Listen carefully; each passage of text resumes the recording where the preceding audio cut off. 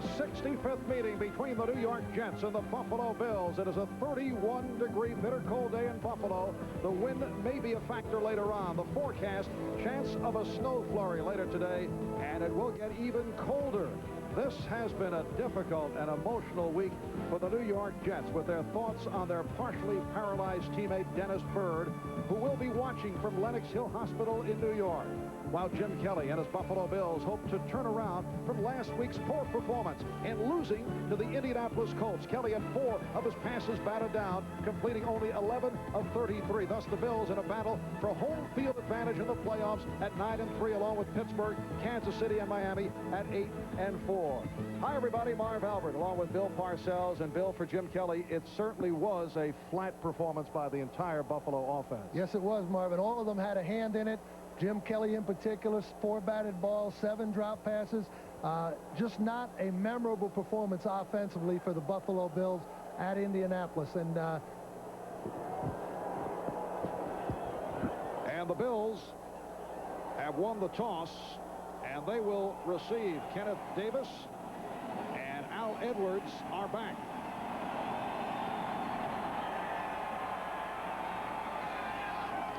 It's taken by Edwards, and he will stay right there.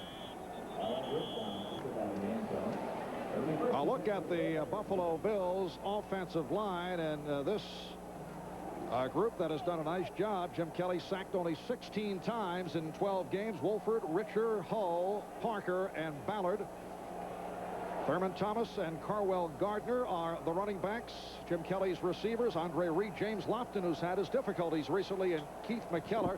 The extra tight end, when the Bills go to what they call the pair, is Pete Metzelaars. So Buffalo with a record of 9-3. Last Sunday, losing in overtime to Indianapolis, as Kelly goes incomplete. The pass intended for Thurman Thomas. Mark Gunn is the man replacing Dennis Byrd at left defensive end. Scott Mercereau, although bothered by an ankle problem, says he's all right. And in the secondary, Brim Hasty, Washington, and Young. In the dime, Dennis Price, R.J. Coors come on. Buffalo out of the no huddle in a 2nd down and 10. And here is Thomas. Short of the first down, hauled down by Mo Lewis. Well, Bill, the Bills have given off the look of 2 different teams this season. They were explosive and victorious prior to that loss in Week 5 to the Miami Dolphins. Hit a down period, appeared to snap out of it, won 5 straight until last week against the Colts. It's a 3rd down and 2. The hole opened up for Thomas, and then he's stopped by Marvin Washington. One of the things the Bills have to try to do, and they tried in the first series there, is get Thurman Thomas established on the run. But the Jets, playing their nickel defense with 2 strong linebackers in there, Kyle Clifton and Mo Lewis, reacted well to that draw, and they bring up a punting situation for Buffalo. Yes, Thomas 2 yards short. Here's Chris Moore, who had an excellent day last week against the Colts. Punted 6 times, averaged 48 yards per punt. Rob Carpenter is back. Moore just did get it away. Only a 30-yard punt by Moore. And here comes Browning Nagel, who is back in the starting lineup. Ken O'Brien now on the injured list after hurting his thumb once again last week in that starting assignment. Offensive line continues to shuffle. The rookie, Siapeli Malamalo, who made his first NFL start last week at left tackle, now starting at right tackle. Later on, we'll see Dave Cadigan in that 3-guard rotation. Nagel at quarterback. Johnny Hector starting for the injured player Thomas, along with Brad Baxter in the H. The extra tight end, Ken Wisenhunt, comes on. And we may see quite a bit of the double tight end because the Colts had success last week with it against Buffalo. First down for the Jets from their 42-yard line.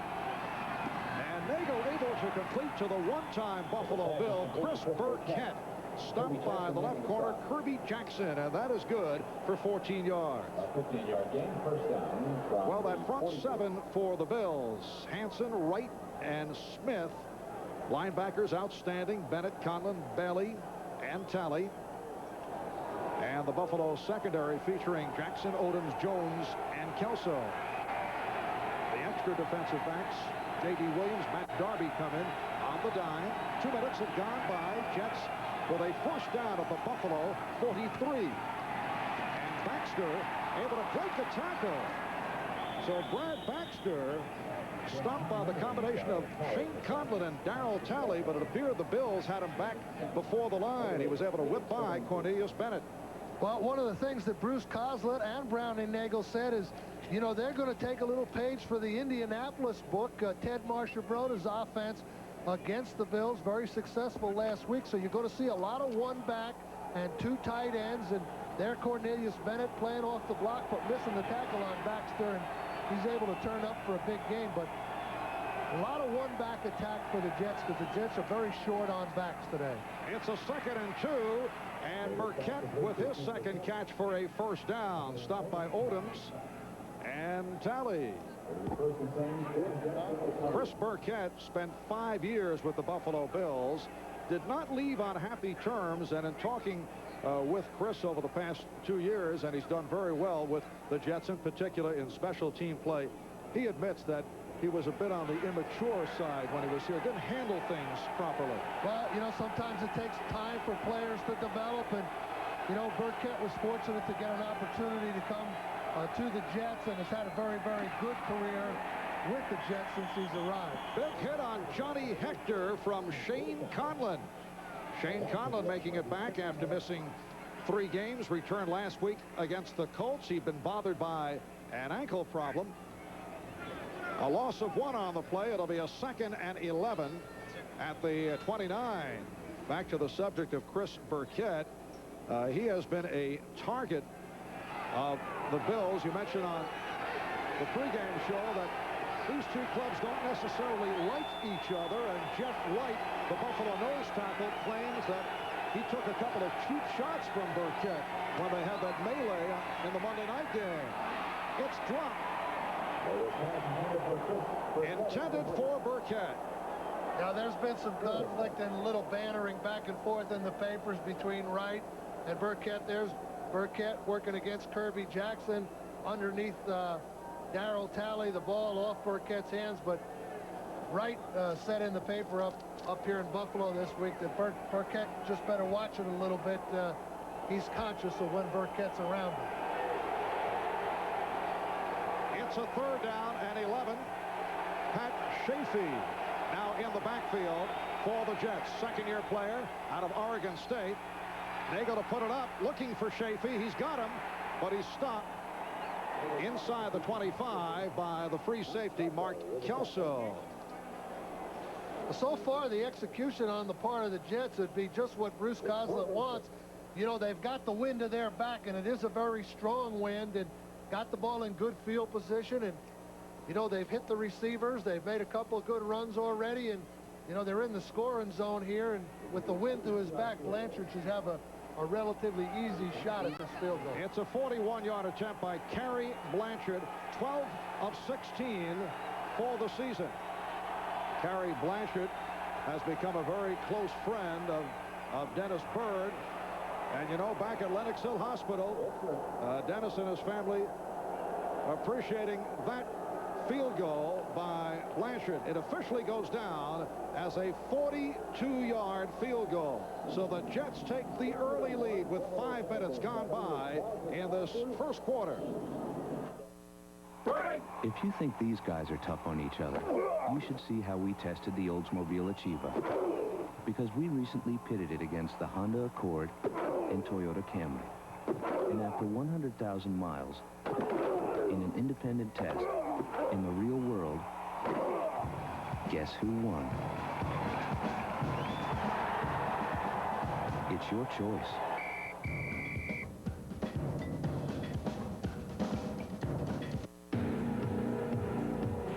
Gravity. It's more than a fragrance. It's a force of nature. Gravity. For men. You couldn't resist it, even if you tried. Rust. What it can do to the outside of your car. Weak, neglected antifreeze can do to the inside. You need Presto. No matter what happens to the outside,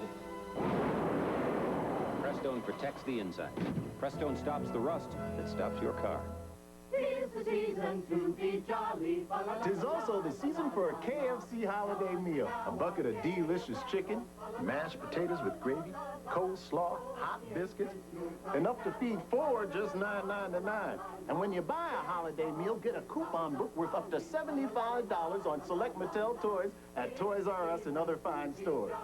The $9.99 holiday meal from KFC. And from Lake Edna, happy holidays! Bill, from a motivational point of view in light of the Dennis Byrd situation, I would think if the Jets should upset the Bills or play extremely well, it will be said that Dennis Byrd was the inspiration. But if Buffalo wins, I would think it'll be rationalized then that the Jets have their minds on other matters. Well, Bruce Coslett said early in the week that this was not going to be a motivational thing. And the thing that Bruce Coslett had to do extra this week, besides the game plan and putting these guys on injured reserve, O'Brien and Eatman and Blair Thomas, and getting new players integrated in the system. Heck, he had a crisis counselor in there to talk to the team. And one of his big jobs, he told me yesterday, was dispelling the inaccurate information that was circulating around the Jets camp in regard to Dennis. Yes, all kinds of rumors that were popping up. That kickoff carries out of bounds. He had to make sure that the team was getting totally accurate information because of their great concern. And so that was part of the thing. And then, of course, he has to get the new players in and the game plan ready to go. And it really wasn't until Friday that they started to putting the hammer down and said, hey, fellas, we got to play football here on Sunday. Let's get ready to go. Jet players told us yesterday that on Friday night, President-elect Bill Clinton called Dennis Byrd at the hospital.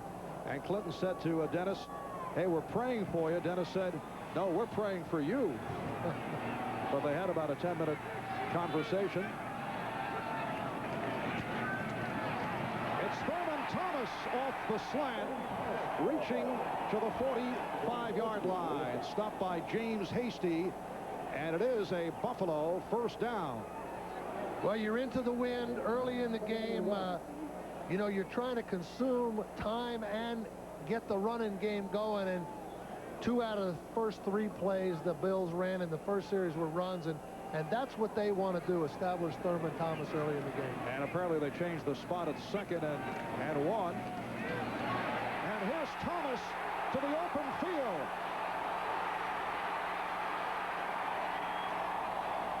Penalty marker tossed in the backfield as Lottie Young chased Thomas out of bounds.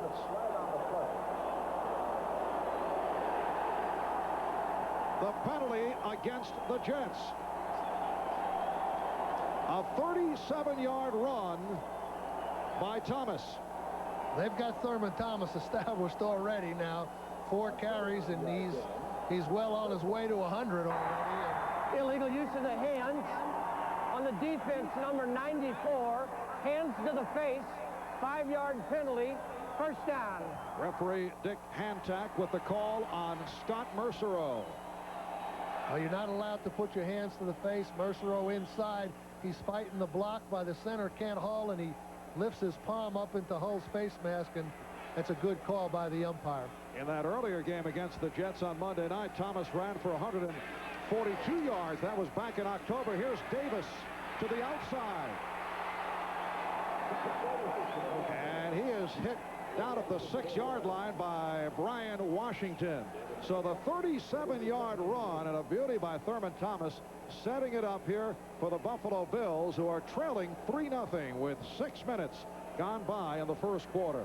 And the interesting thing that the Bills have done early in this game, usually when you face Buffalo, you expect 3 wide receivers and a tight end. Well, right now, they've got 2 tight ends and 2 backs in the game, and they're utilizing a lot of different personnel now that they didn't use a few years ago. Oh, Davis is hit down. The quick move by the right defensive end, Marvin Washington. Well, Marvin Washington coming off the right side. Buffalo was trying that counter tray, and they weren't able to seal Washington off. You see the guard and tackle Richter and Wolford pulling, but the tight end Metzelaars was assigned to cut Washington off. He wasn't able to do it. Washington got big penetration and created the minus play. It creates a 3rd down and 7 just inside the 10-yard line. Thurman Thomas is back. Andre Reed is split to the left. James Lofton in the slot. Kelly looking left. Intended for Thomas, who was looking for interference. He was covered by Mo Lewis. And that was good coverage by Mo Lewis. Thomas wanted the call, but Lewis made no interference. He was very close on him, but he just on his back there, but he didn't touch him. You see Lewis pulling his hands back, and that's no interference. The field goal unit checking in a 26-yard attempt for Steve Christie, who has had a terrific season. 18 of 22. Last week hit from 52 and 44 against the Colts. Angle to the left for Christie. So the Bills have tied the game at 3. 7:56 remaining. First quarter from Buffalo.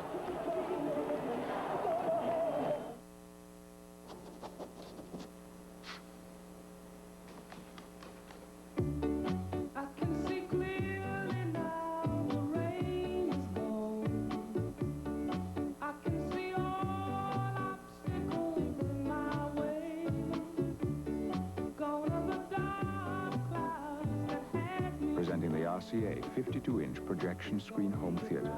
It's bigger and brighter than almost anything out there. I'm the kind of guy who likes to get around. I'm never in one place. I roam from town to town. I got a 3.1 liter V6 engine, 4-speed automatic with overdrive, cruise control, power windows, power locks, air and more. Just $15,995. The Oldsmobile Special Edition Cutlass Supreme. It's all yours for a song. It's your money. Hi, Super Dave Osborne here with Hager wrinkle-free cotton pants. They look great right out of the dryer with no ironing, but Hager's asked me to put them to the ultimate test. I'll wear these pants through high-pressure jets, brushes, and dryers at 3 miles per hour. Ready? Oh, we're out of time. I guess Hager will have to pay me for another commercial. Maybe not. Oh. Oh. New Hager wrinkle-free cottons. 100% cotton, 0% wrinkles. They're still not wrinkled. The NFL on NBC is brought to you by Oldsmobile, the power of intelligent engineering. By John Nuveen and Company, quality tax-free investment since 1898. By Kentucky Fried Chicken, nobody's cooking like today's KFC. And by Black & Decker, the source of powerful gift ideas.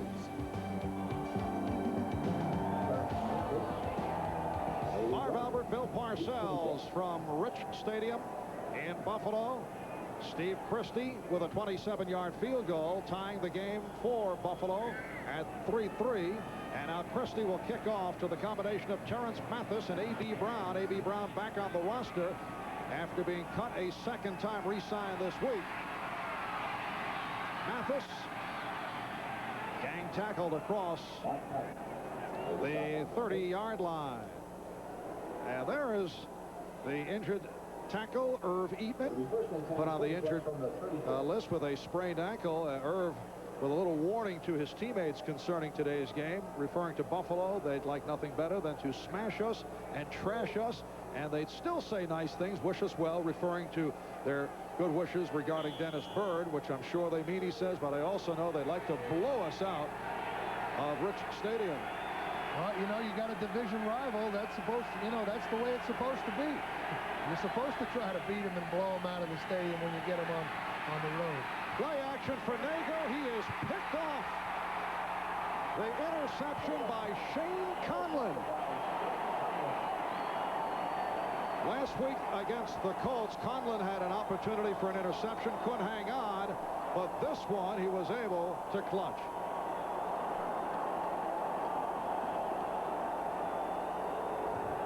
Well, he faked the draw. Nagel, tight end's coming across. He's trying to hit the deep square in behind, but it's an ill-advised throw because the safety, Henry Jones, had Rob Moore well covered, and of course he underthrew it, and then Conlon made the great interception. And, you know, with the wind here, the Jets have to take advantage of the wind when they have it, and now Buffalo is the one into the wind with the good field position.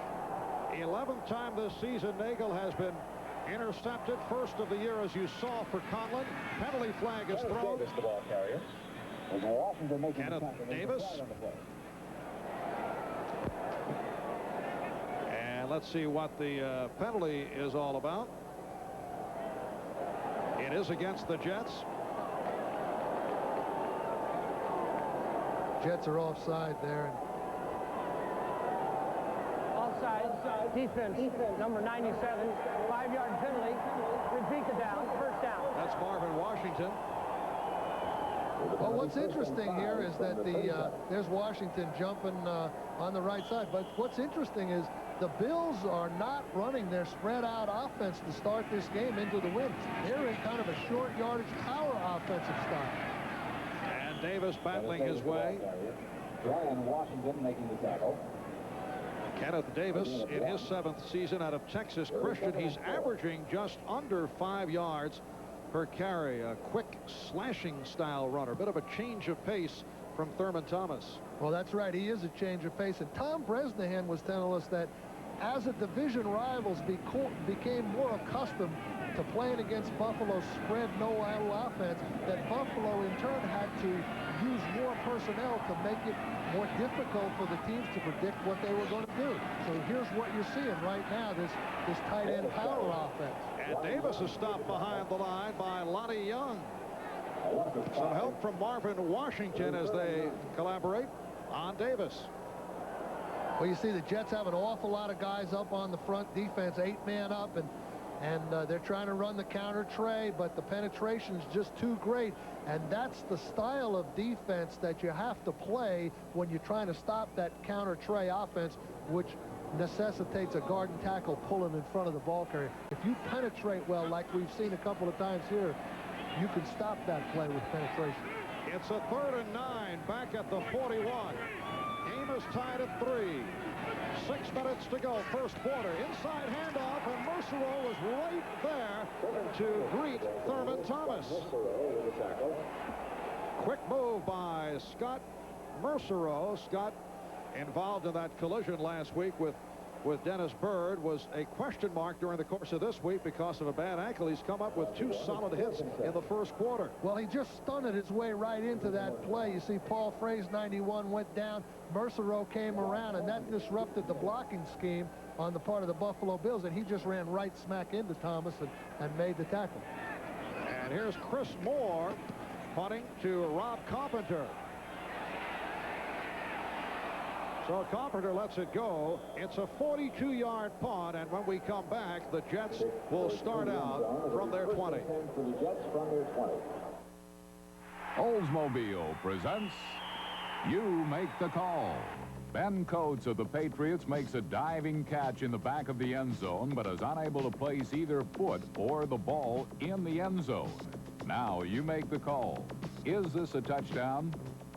Are you looking for a car with exceptional value? Because the Oldsmobile Cutlass Supreme Special Edition has got a V6, 4-speed automatic, air, cruise control, tilt wheel, power windows and locks, AM/FM cassette, and lots of other neat stuff. And it costs only $15,995. Well, you probably want to get back to the game. It's your money. What call did you make? If a player's feet do not touch down on the field of play, but any other part of his body other than a hand does, then it is a legal catch. And in this case, a touchdown. Pop quiz. Oh, no. Fire away. Which beer do you think is brewed longer? This one overall has better flavor. The darker one. Bingo. Coors Extra Gold is brewed far longer than Bud. Seriously? Than Budweiser? 70% longer than Bud. And you know what? I can taste it. Slow brewed for that real beer flavor and color, the way beer was meant to be, which may be why 58% of Bud drinkers prefer Coors Extra Gold. I'll make it 59 and 60. Coors Extra Gold. If you're missing real taste, beer is back. The gold, baby. The name says it. Buffalo Bills head coach Marv Levy, who told us yesterday after practice that last week against the Colts, there was just a sharp edge missing for the Bills. He said the players were too involved watching the Miami-New Orleans game that was up on the big screen. Marv said he was guilty too. In effect, the attention span just wasn't there. Well, you win as much as Buffalo has, and I know we had that problem from time to time with the Giants when we were on some winning streaks. You'd run into a game, it seems like there's always one each year where something like that happens. You're not ready, you don't have that edge. You wind up either playing a close game and winning or getting beat like Buffalo did last week. And it's very difficult to fight that element when you win as much as Buffalo does. Jets have the two tight ends, Boyer and the rookie Mitchell, are in there for this first down at the 20. Back to the ground for Baxter. A short pickup by Brad Baxter. Right here, we're set for an update. Let's go to Bob Costas. All right, Marv, alongside Lake Erie, the Browns take a 7-0 lead in the Battle of Ohio over the Bengals. Kevin Mack over the left side, wide open for the touchdown, a 7-yard run that puts them up in the first at home 7-0 as they try and take their record to 7-6. Marv? Thank you, Bob. Second down and 7 at the 23. Back in Buffalo with just under 5 minutes remaining. In this opening quarter, the Jets and the Bills tied at 3.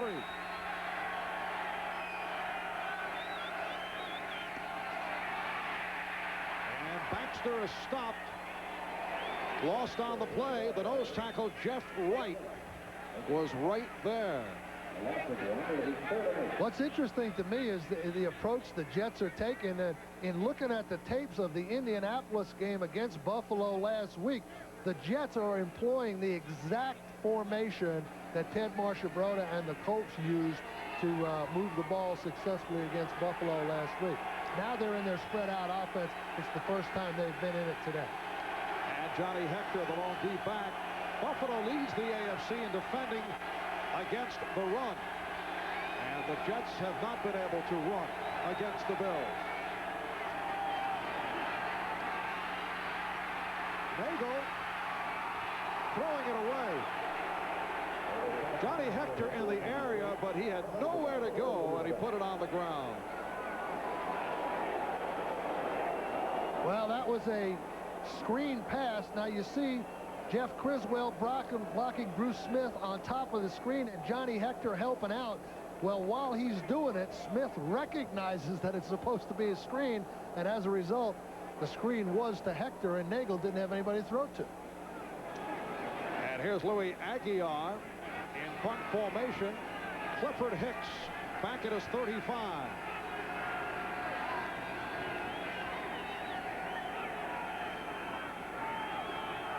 Long count. And Aguiar hit it well. Hicks had a back pedal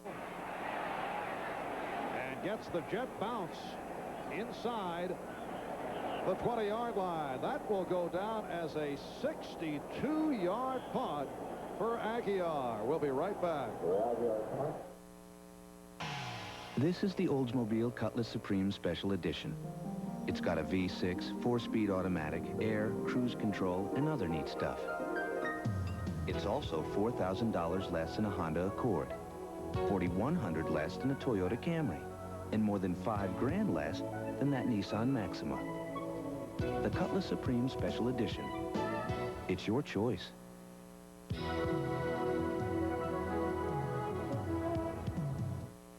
The more income your investments earn, the more taxes are taken out. But with Nuveen tax-free investments, the more you earn, the more you keep.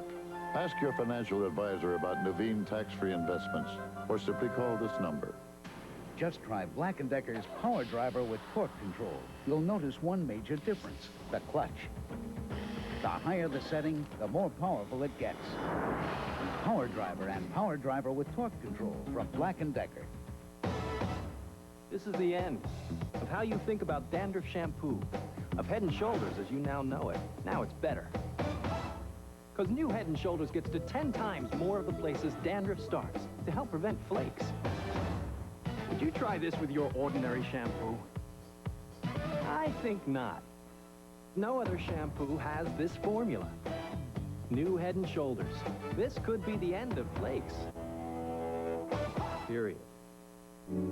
They invited them into their lives. Now they may never get them out. Emma Sands, Parker Stevenson, Shadow of a Stranger, NBC Monday. Well, to this point, the Buffalo offense, which Did very little last week against the Colts, has been silent in the first quarter. The only gain of substance, the 37-yard run by Thurman Thomas. I think Buffalo is just trying to wait till this quarter's over and they can get the wind behind them before they spread out. I mean, they've been in this tight offense most of the time, and you know, they just want to wait till they get good field position with the wind. Bill starting from the 16. Carwell Gardner got the call, could not make the turn, and he stopped for a loss on the play. Carwell Gardner, a 3-year NFL man out of Louisville, second-round draft pick back in 1990. He's averaging about 4 yards per carry. And Gardner's one of those interchangeable guys, Marv. You know, he can be a fullback, and he's big enough, 245 or 50 pounds, where he can line up in the tight end position. So you got some versatility and power and extra blocking when you have a guy like Gardner in it. He lost 2. It's a 2nd and 12. Thomas run out at the 20-yard line by Mo Lewis.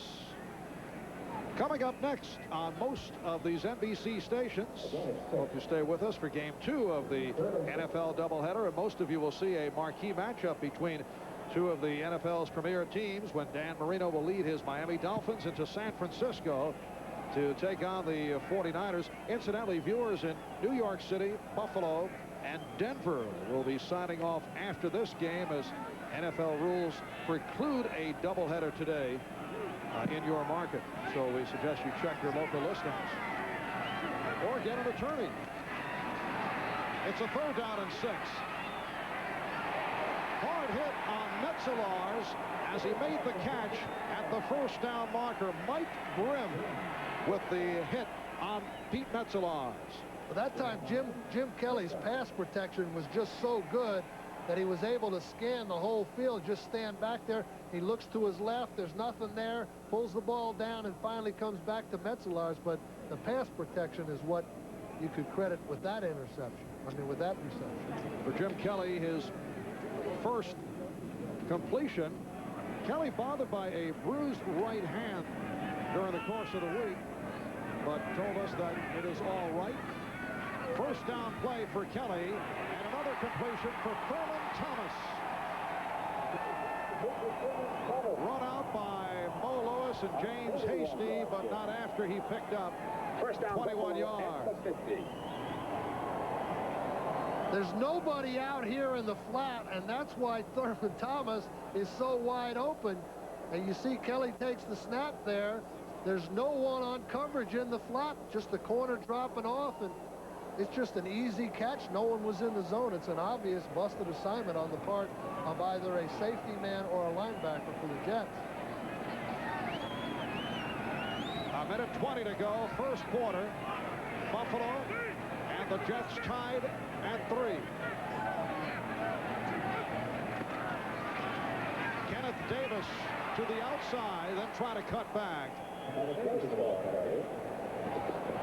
One of the things that's given the Bills a little bit of problem here on the running game is the Jets are kind of giving them a new defensive look there that Pete Carroll told us he was going to use. It's the old Chicago Bear 46 defense as it's applied to a 4-man front. And Pete Carroll has got parts of that defense ready today, and so far that's one of the reasons they've done a pretty good job against the Buffalo running game. They've got those 8 guys up there, you know, ready to defend the run.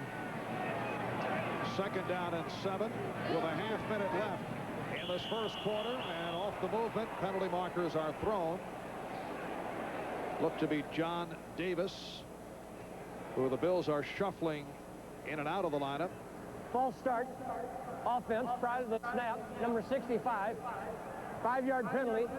Still 2nd down. It is Davis, 6-year man from Georgia Tech. Went down last year with a knee injury and has been used sparingly this season. Well, he hasn't played much, and sometimes before you get the feel of the game, that's what happens. You come in, you jump, you're not used, you're excited, you want to fire out and make your block, and that's what happened. 2nd down and 12 at the 48.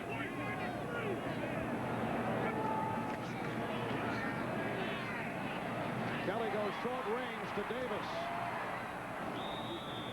And it is a short advance as this first quarter comes to a close. Mo Lewis again involved on the stop. So after one here in Buffalo, the Jets and the Bills are tied at 3.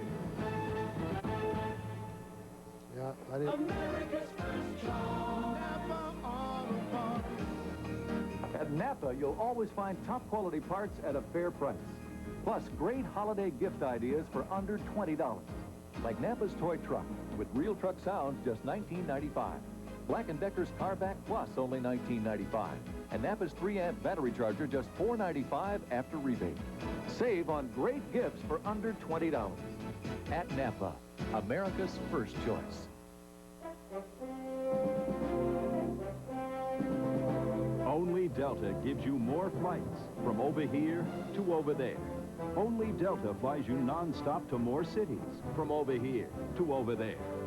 In fact, only Delta flies you non-stop to more cities in Europe than all these airlines combined. Delta, we love to fly, and it shows the world over.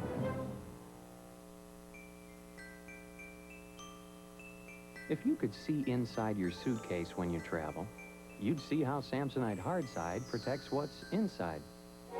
Because Samsonite has a crush-resistant outer shell and a durable hardside construction that's designed to hold up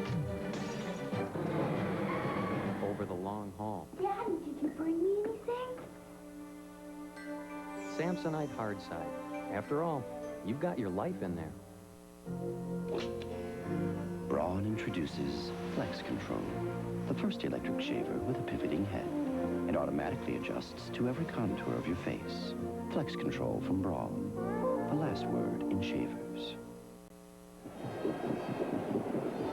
Scoring to this point, 42-yard field goal by Carrie Blanchett of the Jets. Steve Christie hit from 27, and the game is tied at 3. A first quarter that featured the all-around play of Thurman Thomas. Well, of the 95 yards, he has 61 rushing and 21 receiving, so that's 82 out of the 95 yards now. My quick computer mind says that's about 86%. Unbelievable. All right, second quarter underway. 3rd down and 8 from the 48. Kelly's pass is caught. Was he in bounds? James Lofton making the reception. And yes, he was. James Lofton, who has had all kinds of difficulties in recent weeks holding onto the football, comes up with his first catch of the day, and it's good for 15. And you don't stay in the National Football League unless you can catch the ball as a receiver for 15 years. Now, he's had some problems the last couple of weeks, but he's a clutch receiver for him. Out of the no huddle, Thomas. Jets had it diagnosed. Now, Bill, in your coaching days, how would you handle a situation where a player goes week to week and is just dropping balls constantly? Well, you know, I never usually got too far down the road with those guys that drop balls, Marv, because usually we just got rid of them. Oh, I see. But cut him, huh? Yeah. But this guy here, you know, he's got so many receptions. You know, he's one of the top guys in the league. You know he can catch the ball. He's just in a slump. Bill always with the subtle touch. Here's Thomas spinning his way, getting near the marker on the 9th play of the drive. We talked with Marv Levy about James Lofton's recent troubles, and he was telling us he doesn't think it's an indication of, as he put it, diminishing talent. We think he'll work things out. Marv also told us, now during practice, it's not the type of situation where he's running around yelling at Lofton, catch the ball. Well, you know, a guy that's been around as long as Lofton and is as conscientious a receiver as he is, he knows what's going on. He knows he's in a slump, so he just got to concentrate a little harder. And he said all the receivers did that this week. 3rd and 1, and Davis catapulting for the first down. Well, Buffalo now is, you're seeing what Buffalo's game plan is. You see him come in with the spread offense. Starting the game, they were playing the win, trying not to give the Jets a big lead with the win the first quarter. Now you're seeing the Buffalo game plan a little more wide open, a little bit better mixture of run and pass than they showed the first quarter. Here they are spread out again, you know, as wide as you can be spread.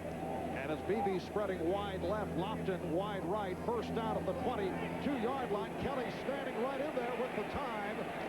Completes to Davis. Could not find anyone deep, and so went short. to Davis, who was met by Mo Lewis. Jim Kelly was looking for Andre Reed down the seam that time, and the Jets had him covered well enough that he had to go to his outlet receiver, Kenneth Davis. And good coverage by the Jets that time. Andre Reed caught only 2 passes in the game against Indianapolis last week. As you see, second in the conference in receiving yards, 54 catches on the season for Reed. Now Kelly over the middle, again at the marker for the tight end Metzelons. And once again, it's Lewis on the tackle, and it's a first down for Buffalo. One of the mainstays of Buffalo's offense is to clear out and then work the tight end in here as the receiver clears out. This time, Metzelars just sets up in between the zone, and it's a nice, easy catch. 13th play of the drive. Davis broke a couple tackles. Clifton finally brought him down. Kenneth Davis putting the spin on. Well, we have Davis who can give you the spin. Thurman Thomas known for the little skip move. Well, that's right, and it's comfortable for a coach to have a guy like this. You don't worry about tiring Thurman Thomas out when you have a back like Kenneth Davis, because as soon as Thomas has had enough, you put a guy like Davis in and you don't drop off very much when he's in there. Second down and 5 at the 6. Davis getting the call, weaving his way. The ball knocked loose, covered up by Buffalo.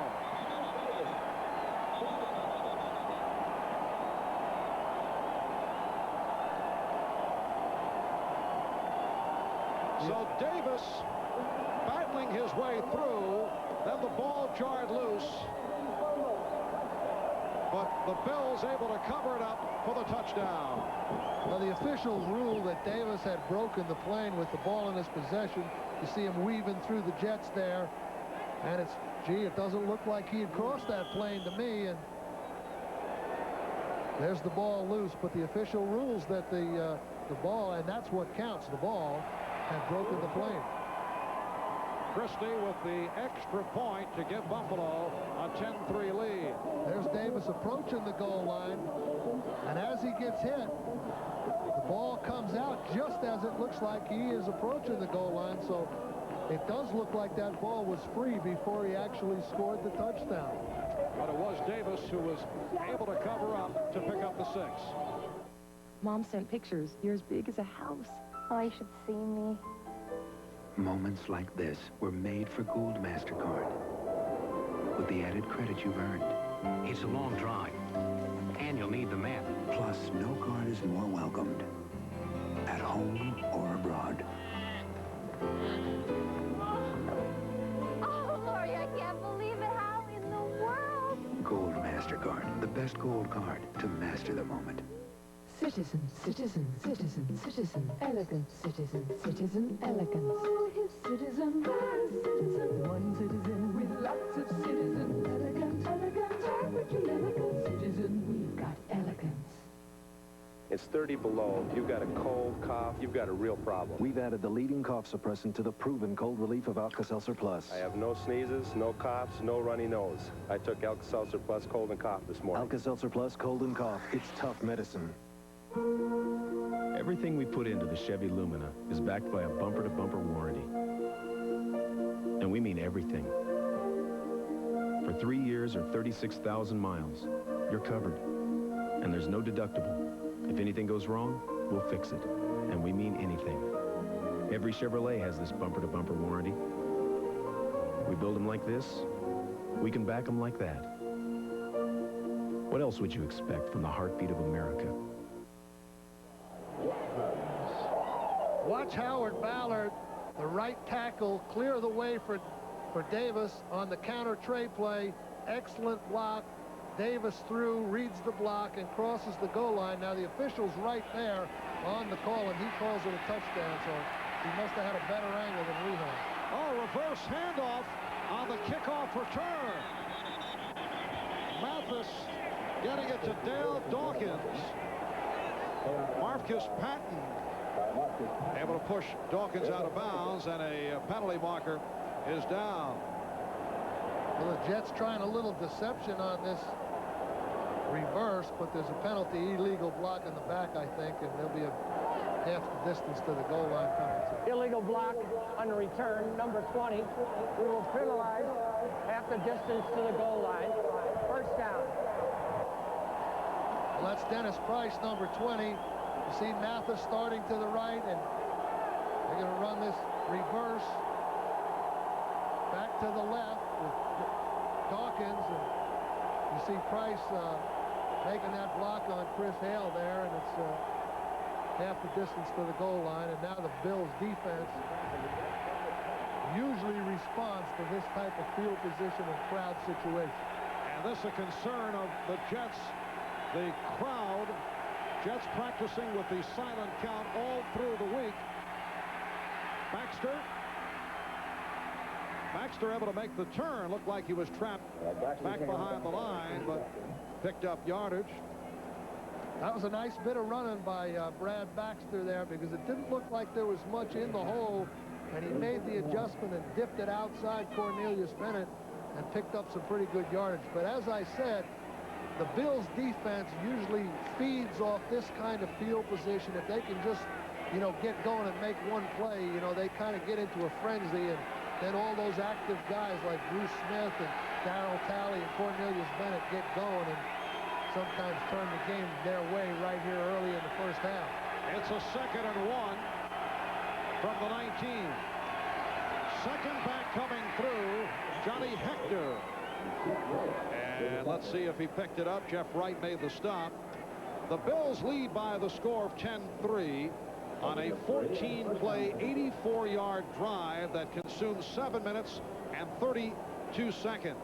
Jets did collect the first down.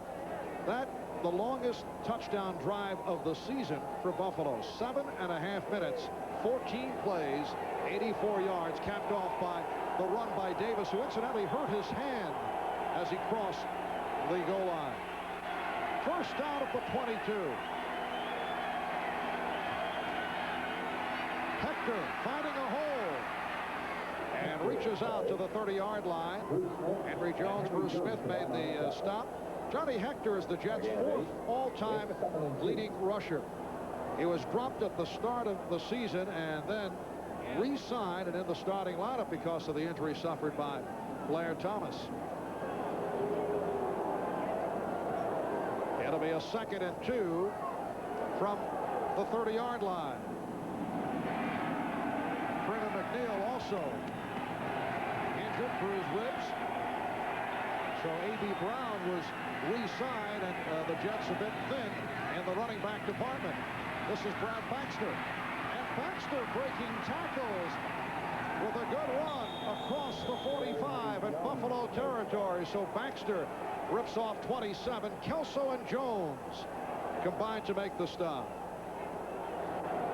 It'll be first and 10 for the Jets from the Bills 42. One of the things the Jets try to do is create big splits between their offensive linemen and make the Bills play one-on-one defense in the hole. You see him stretching, Baxter reading. It's the splits that create the running room for Baxter, provided he can read it properly and the linemen stay on their blocks long enough. And that's exactly what happened right there. That's part of the Jets' attack on the Bills. Stretch them, split them, and try to stay on their block. It's a first down at the 42. Here's Baxter. And he's stopped at the line. Stopped by Phil Hansen. Brad Baxter has developed into the feature back utilized by the Jets earlier in his career. He was considered a blocking back out of Alabama State in his 3rd season, originally an 11th round draft pick of the Minnesota Vikings. Well, you know, you get to be the feature back when you're the only one that can survive the season. And he's been a guy that's been able to survive. And durability is a big factor in the NFL, and that's why it's such an asset to have a guy like Baxter who's always out there every Sunday. It's a 2nd and 9 at the 41. And again, it is Baxter.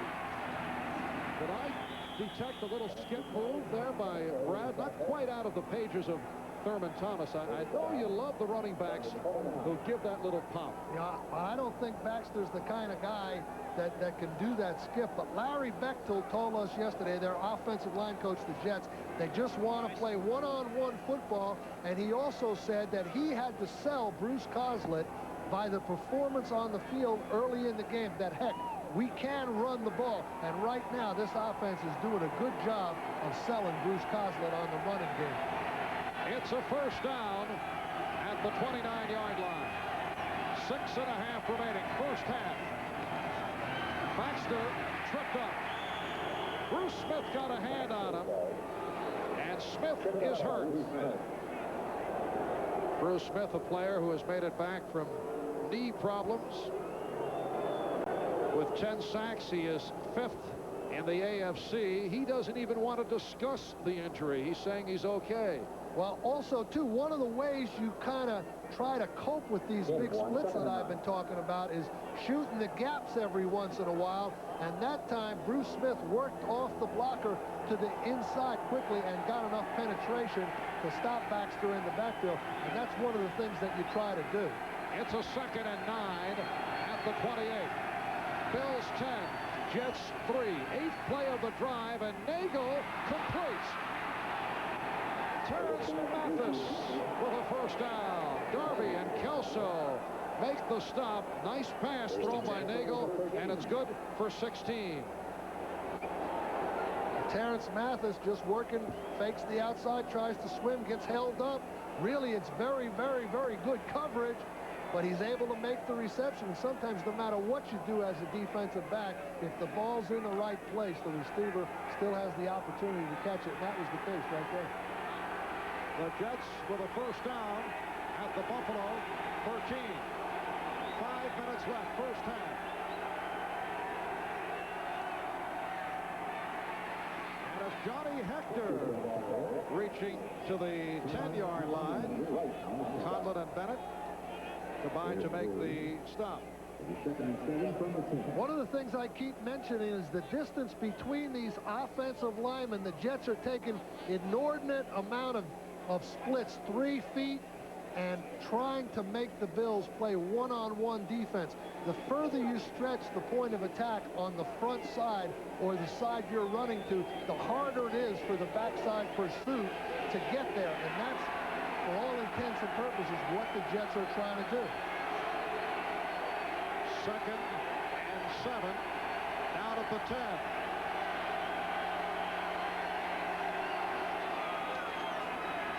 Hector hit for a loss. Lost 2 on the play. Carlton Bailey from his inside linebacker position made the stop. There's Bailey, a nose tackle in college at North Carolina, in his 5th season with the Bills. One of the things that's hard to do against the Bills, though, is outrun them, because they have a lot of speed on defense. Talley, Bennett, Bailey, and when you just pitch it and trigger that pursuit with a pitch out like the Jets just did, you get all the Buffalo Bills in the pursuit lane. So they're better off if they try to aim at the tackles and stay inside and let Baxter read. The 11th play of the drive. It's a 3rd and 8. Pat Chafee is in there, so the play clock run down, and that will go down as an incomplete. Bruce Smith got a piece of it. They scramble for the loose ball, but it will be an incomplete pass. I'm not sure they're ruling that incomplete yet, Marv. That may be a fumble and recovered by the Jets, which may knock them out of field goal range. That ball was a fumble. He threw with an empty hand.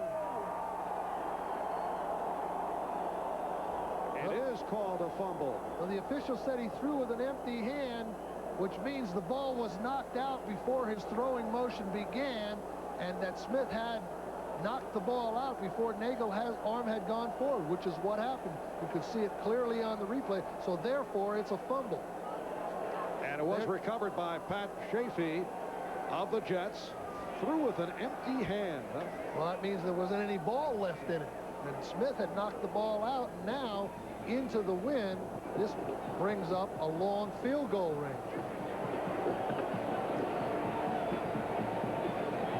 There's Smith coming around the corner. Nagel sets up.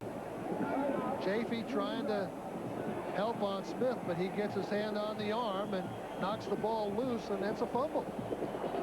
Timeout called. When we come back, the Jets 4th and 24. The higher you go, the more power you need. Like a rock, I was strong as I could be. Like a rock, nothing ever got to me. That's why up here, they depend on the most horsepower ever in a turbo diesel pickup. Like a rock. Chevrolet, the most dependable, longest-lasting trucks on the road. This is the beginning of fully conditioned, great-looking hair. Head and Shoulders 2-in-1. You get complete conditioners with our proven dandruff shampoo all in one for what could be the end of flakes and the beginning of something great. Head and Shoulders 2-in-1. A twin blade from Bic? What's in it for me? This is new? A twin for normal skin and a twin for sensitive, right? It was good. The new Bic Twin Select. Made a big man out of me. Some of us are self-cleaning. Some of us aren't. Clean, not so clean. Groomed, oh well. Oddly enough, it's the same with water heaters. Some don't care how messy they are, but state water heaters self-clean with a patented way to prevent harmful sediment buildup. And since they use natural gas, they heat water for half the cost of electricity. For those other self-cleaners. Clean natural gas, America's best energy value. The NFL on NBC is brought to you by Chevy Trucks, the most dependable, longest-lasting trucks on the road. By Citizen Watches. Citizen, we've got elegance. By Grape Nuts Cereal. Breakfast with Grape Nuts helps keep you going strong all morning long. And by Head & Shoulders 2-in-1 with complete conditioners built in. Bruce Smith has been credited with a sack on that last play, his 11th sack of the season. Now, instead of a possible 29-yard field goal attempt, it'll be Carey Blanchard from 45 yards away because of that fumble. Blanchard hit earlier. No good. So Blanchard, who connected from 42 yards in the first quarter, coming up short from 45. Well, into the wind, it's just too much. He hit it very solidly. You know, he kicked it as best he could kick it, but he just doesn't have enough power to drive it into the wind. 2 minutes, 53 seconds remaining first half here in Buffalo, and the Bills maintain a 10-3 lead. This is going to cost us. It already has. Who approved all this? We've got more paper here than... Shouldn't this be included, Matt? So, let's get Joe in here. Forget Joe. Let's get MCI in here.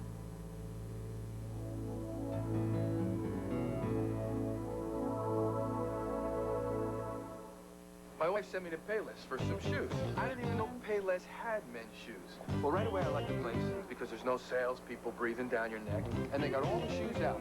So you don't have to keep saying, you got this in a 10, and you got this in a 10.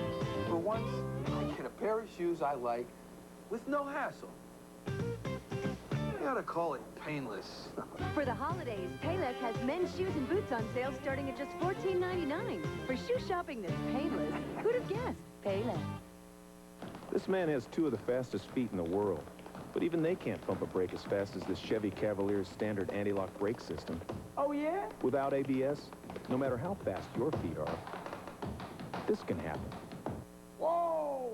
But to help you stop and steer on slippery surfaces, Cavalier's anti-lock brakes pump on and off up to 15 times a second. Yeah, but can they do this? The safety of ABS. What else would you expect from the heartbeat of America? What else? Isotoner gloves. Put on your Isotoner gloves and let's go out and play. So you take care of the hands that take care of you. Darryl Talley checking with the coaches upstairs as Buffalo takes over at their 28-yard line. The Bills 10 and and the Jets 3. Good start for Jim Kelly. He is 7 of 9. He's completed his last 7. Make it 8 in a row. And a first down for Andre Reed. Stopped by the right corner, James Hasty.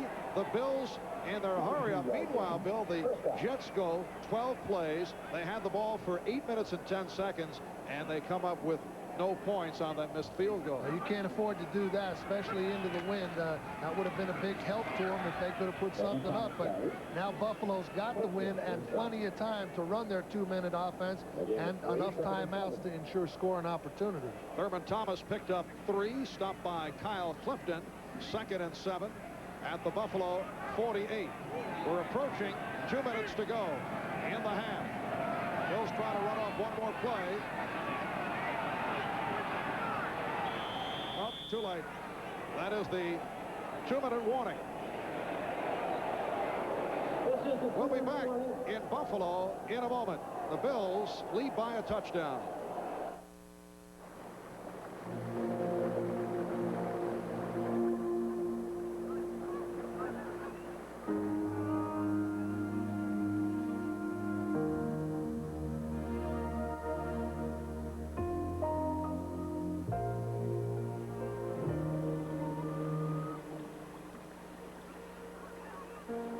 Why drive an imitation when you can drive the vehicle that originated the species?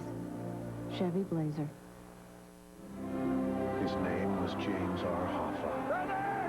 We are gonna get what we came down here for! Some had a reason to love him. Some had a reason to fear him.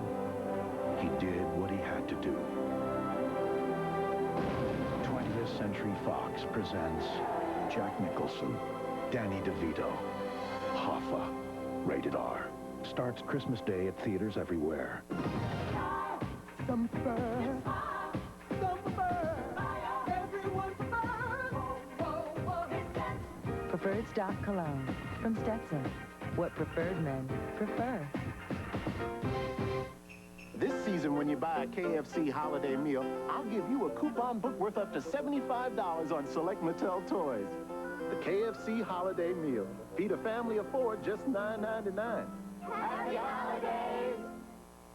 Next Saturday, relive memorable moments from the 1992 World Figure Skating Championships. With Olympic gold medalist Christy Yamaguchi and Victor Petrenko. Olympic bronze medalist Nancy Kerrigan and more. A special holiday presentation of the World Figure Skating Championships. Next Saturday on NBC Sports World. Well, I know his family is very proud. 2 minutes to go in this first half. The Bills with a 10-3 lead on the Jets. Nice play action by Kelly, but he overthrew Reed, who was covered by Hasty, but a beautifully executed fake. Not too many teams can fake a play action pass out of the shotgun formation, but when you have Thurman Thomas in the backfield, he attracts a lot of attention. So the Bills have incorporated even play actions into their shotgun offense, and that's really quite unusual for an NFL team to run play action out of the shotgun. It's a 3rd and 7 at the 48. Now Kelly goes sideline for Reed. Brought down inside the 40 by Mike Brim, the left corner. Buffalo in the hurry-up. They have a first down at the 41-yard line. Reed working against Brim just hooks it up in front. And one of the things about running this no-huddle offense, usually you're pretty good at the 2-minute drill because you're used to doing it all the time. And again, the completion this time, the tight end McKellar on the reception. Short of the first down. And a timeout taken by the Bills. A minute 25 remaining in this first half.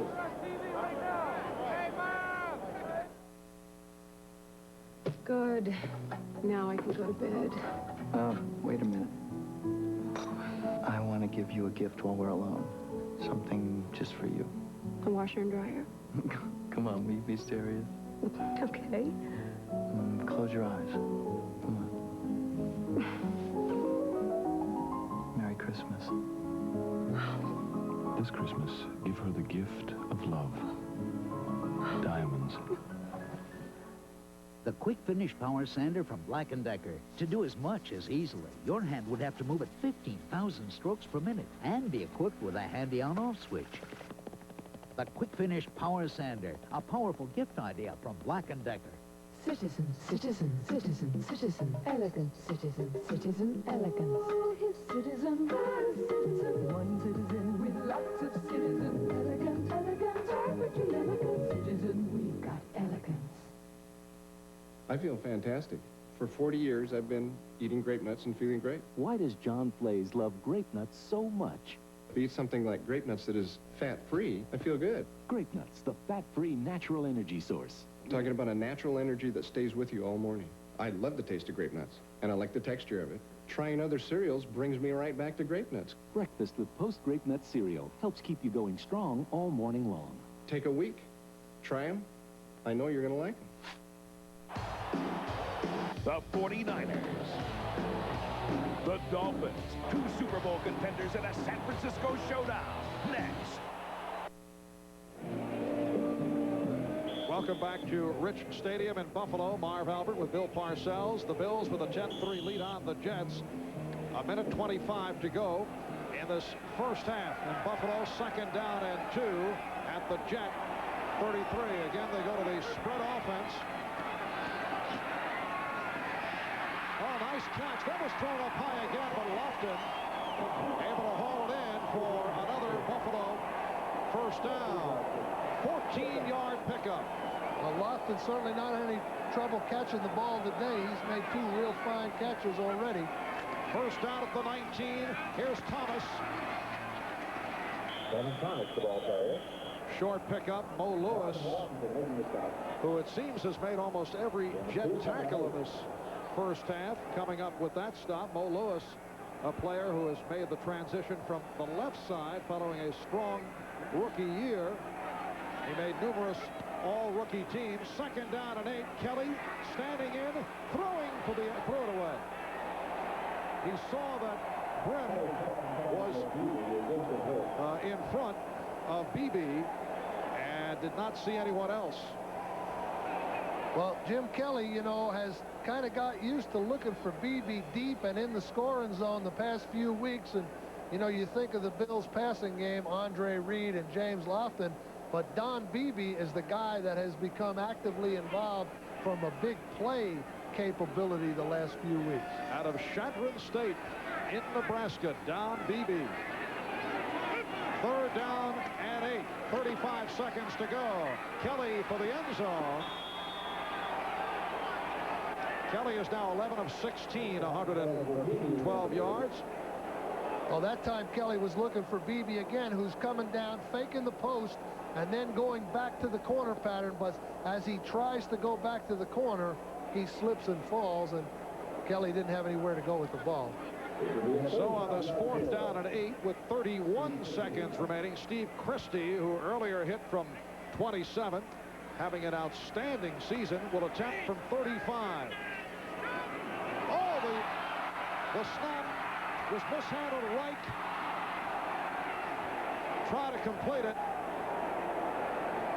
Metzelaars, the intended receiver of that busted play. Well, one of the things that no one realizes is when the wind is blowing, it affects even a short distance 7-yard snap from the center to the holder, and that snap was being made into the wind, and it was a little high and wiggling a little, and Reich wasn't able to hold on to it, and they had to run their fire play, which is what they call the play when the quarterback mishandles it. He yells fire, and then all the receivers go out in the pattern. The long snapper is Adam Linger. So the Jets take over at the 18-yard line with time running down in this first half, and the Jets will just run it out. So coming up at halftime, the Domino's Pizza NFL Live halftime report. Bob Costas, O.J. Simpson, and Joe Namath in the studio, bringing you up-to-date with scores and highlights of all the action from around the league. That is just ahead. Halftime in Buffalo. The Bills with a 10-3 lead on the Jets. Now to Bob in New York. Jets 3. is the Domino's Pizza NFL Live Halftime Report, brought to you by Domino's. Nobody knows like Domino's how you like pizza at home. All right, as Marv Albert mentioned, the juice is here, as is Broadway Joe. We hear from them in just a moment. First to the scoreboard, Buffalo and the Jets, the game you folks are watching. Buffalo with the lead at 10-3. Let's look back on some of the first half action. Before the game, there was a moment of silence observed for the injured Jet defensive lineman Dennis Byrd. Then to the action, Thurman Thomas gets the carry, and he'll rip off a 27, actually 37-yard run down to the Jet 12-yard line. They couldn't take it in, but it did set up a Steve Christie field goal of 27 yards, tied the game at 3. Later, Kenneth Davis will cap a 14-play, 84-yard drive with this 6-yard run, fumbling as he crossed the goal line, but it's ruled a TD anyway. And the Bills with the 10-3 lead at that point and now at halftime. Philadelphia and Minnesota at the Vet. The Eagles are 7-5. Minnesota is 9-3. Heath Sherman's 1-yard touchdown run has just given the Eagles the lead at 14-10. Randall Cunningham is 7 for 71 rushing. 7 carries for 71 yards on the ground for the Eagle quarterback, including a touchdown in the first half. Pittsburgh and Seattle at Three Rivers, where the Steelers are unbeaten this year at 5-0. They're 9-3 overall. Seahawks, however, giving Neil O'Donnell and company a bit of a tussle. The first 3 possessions for the Steelers, O'Donnell was intercepted every time. Here, free safety Eugene Robinson will pick him off. However, Seattle failed to convert on any of the possessions resulting from the turnovers. Along the sideline, Bill Cowher talking with O'Donnell, trying to calm him down, and in fact, he was able to come back later in the first quarter from the spread formation and find Ernie Mills for the touchdown that gave them a 7-0 lead. Gary Anderson's 38-yard field goal made it 10-0 before Stan Gelbaugh was able to scramble out of the pocket and throw this 28-yarder on the move to Tommy Kane. That cuts it to 10-7. That's where they stand now, just a few moments before halftime at Three Rivers. Cleveland is at home against Cincinnati, and the Browns have the lead over the Bengals 10-7. Along the shores of Lake Erie, Bernie Kosar is back, but he hasn't put the ball in the air too much the last couple of weeks since his return. They've been doing it on the ground. On their first possession, Eric Metcalf will break loose for 22 yards. Actually, that was the first play from scrimmage for the Browns in the game, and 5 plays later, they capped that drive when Kevin Mack took it in from 7 yards out off left tackle and made it 7-0. Matt Stover's field goal from 34 made it 10-0 before David Klingler, the rookie out of Houston, threw his first NFL touchdown pass. There it is to Rodney Holman, the veteran tight end. It covers 26 yards, makes it 10-7. Still a few minutes left before halftime in Cleveland. Green Bay and Detroit, the Lions just got an Andre Ware to Herman Moore touchdown pass to get on the board for the first time. Ware replaced the ineffective Rodney Peete at quarterback, at which point it was 28-0. Brett Favre has thrown 2 touchdown passes in the game, including a 65-yarder to the league's leading receiver, Sterling Sharp. Now, the Packers, who have won 3 in a row and 4 out of 5 after a slow start under Mike Holmgren, are very much in the chase for a wild card spot. If they win this game, as it appears they will, they'll go to 7-6. And Indianapolis and New England, don't you folks wish you had a ticket for this one in Foxborough? The Colts on the Dean Biasucci field goal, leading 3-0 late in the second quarter. Let's turn to Joe. And O.J., what do you think? Buff Jets. Well, the Buffalo Bills, if you recall at halftime last week, I told you that the Bills are a team that will play up or down to the level of their competition. That was a game that they went on to lose, a team that they're much better than Indianapolis. And here's a perfect example of that. I also mentioned last week that when they play bad, they normally do it for 2 or 3 weeks. They're proving that today. This is a team that they should be beating handedly. They're letting the Jets stay in it. And as you know, Joe, you let a team stay in it at halftime now. The Jets are feeling pretty good about things. They've got to feel good about their position, certainly. Nagel was off to a rocky start. The thing that I questioned, though, was seeing Lonnie Young, a safety, trying to cover Andre Reed one-on-one. Now, that's scary if you're in the Jet defense. You know, I shouldn't poke too much fun at the Patriots and the Colts to folks watching Buffalo and the Jets, because the Colts have beaten both of them, and the Patriots did beat the Jets, right? So these guys aren't pushovers as far as the Bills and the Jets are concerned. I know you've also been watching the Steelers, who could clinch the AFC Central today. You see, the Steelers, they were beaten by this team last year right there in Three Rivers. Seattle, yeah. Sure, and this is another case. You let this team hang around like Denver let Seattle hang around last week, and they're going to come on. Now, I know Pittsburgh's threatening. Now, they're the better team, no doubt about it, but they know they've got to get on top of Seattle and force Seattle's offense to do something. How about the Packers? You've been watching this young quarterback, Brett Favre, who's been impressive and probably has pushed Don Majkowski out the door. You know what that tells me? That tells me that Holmgren and that system that they've had out at San Francisco for years is sensational. Favre is a fine athlete, but now within this system, It's working. Even when Montana went down, Young worked it, Bono came right in, and the system still works. Holmgren's got an outstanding system. Well, the thing about that system is a fun system. I had a chance of playing it for 1 year at the end of my career, or I should say watch the other guys play it, and I was sitting on the bench most of the time. But the players enjoy it, and I think what's happening in Green Bay is that they've become accustomed to the system. They're having a lot of fun. There was a couple of games earlier this year that they could have won, but they're enjoying it now, and they're going to be a tough team down the stretch. Okay, that gets you updated on the football situation. After this commercial break, we'll turn things over to Tom Brokaw, who is with an NBC News crew in Somalia. That's following these messages from your local stations.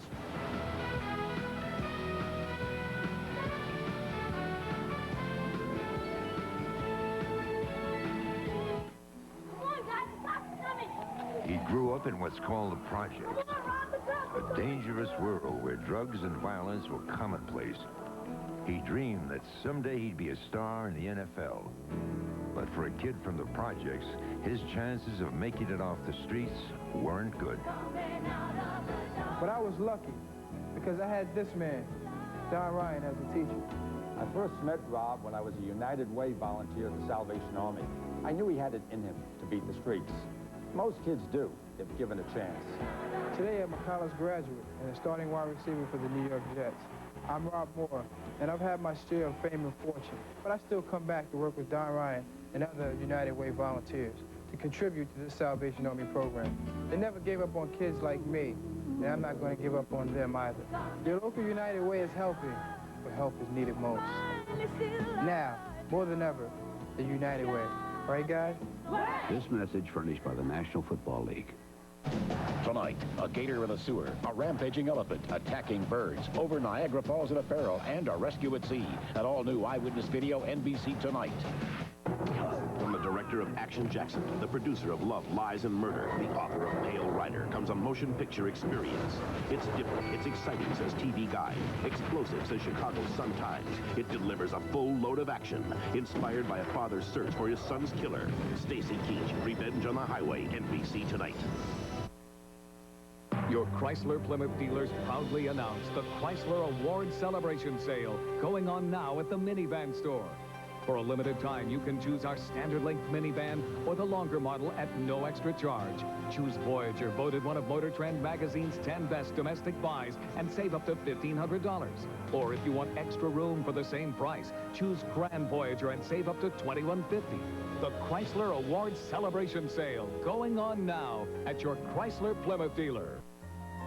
Quick-Fill presents the Quick-Fill Christmas Village Ornament Series. A collection of 4 hand-painted, limited edition ornaments for your tree or for decorating your home. There's the Village Bakery, the chapel, the schoolhouse, and of course, Grandmother's house. The best news is you get one free when you fill up with 93.5 octane Super Quick. These ornaments are available only at Quick-Fill or Red Apple Food Mart while supplies last. It's Quick-Fill's way of saying happy holidays to you. Catch Sports Extra where the sports nuts get their fill. Sunday night at 11:30 only on Channel 2.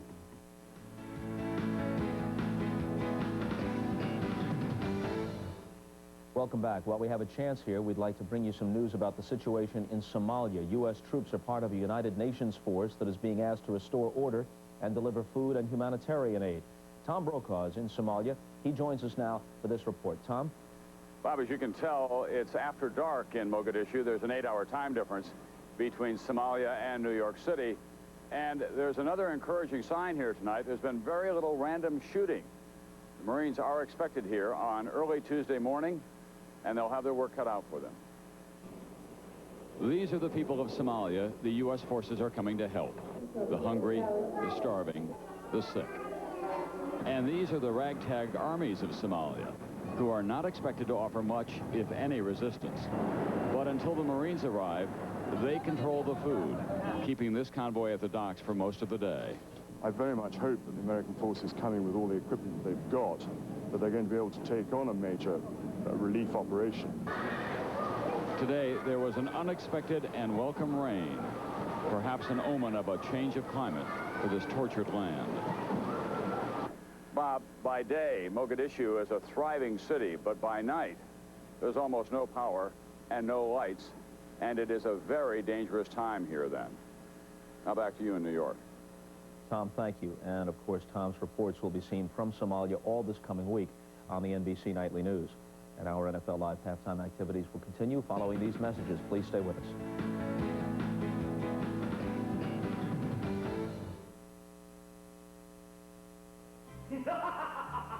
Ebenezer Scrooge! During the holidays, children are in need of Christmas wishes come true, and we need your help. What can I do? You can bring new unwrapped toys to O'Hare's Family Hair Care Centers, McDonald's, or Wilson Farm stores. I understand.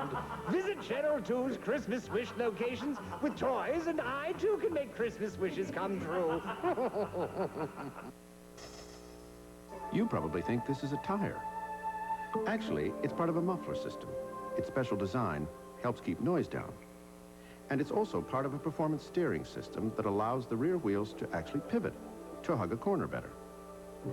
It's also an integral part of a suspension system that's precisely tuned to the way you want the road to feel. Where can you buy a tire this different? Just buy one of these. Intrepid. This changes everything. Instant replay. Watch Goal to Go, the post-game show, Sunday on Channel 2. Halftime in Buffalo, Marv Albert with Bill Parcells. The Bills over the Jets by the score of 10-3. Bill, a fast-moving, well-played first half. First half featuring the running of Thurman Thomas, 73 yards on the ground. He had that one big run for 37. Well, you know, that's what Buffalo tried to do, especially into the win, get Thomas established. And this game has gone pretty much the way Buffalo would have liked it to go the first half, with the exception of that last field goal problem they had that would have given them a 13-3 lead. Jim Kelly, 11 out of 16, 112 yards. At one point, completed 8 in a row.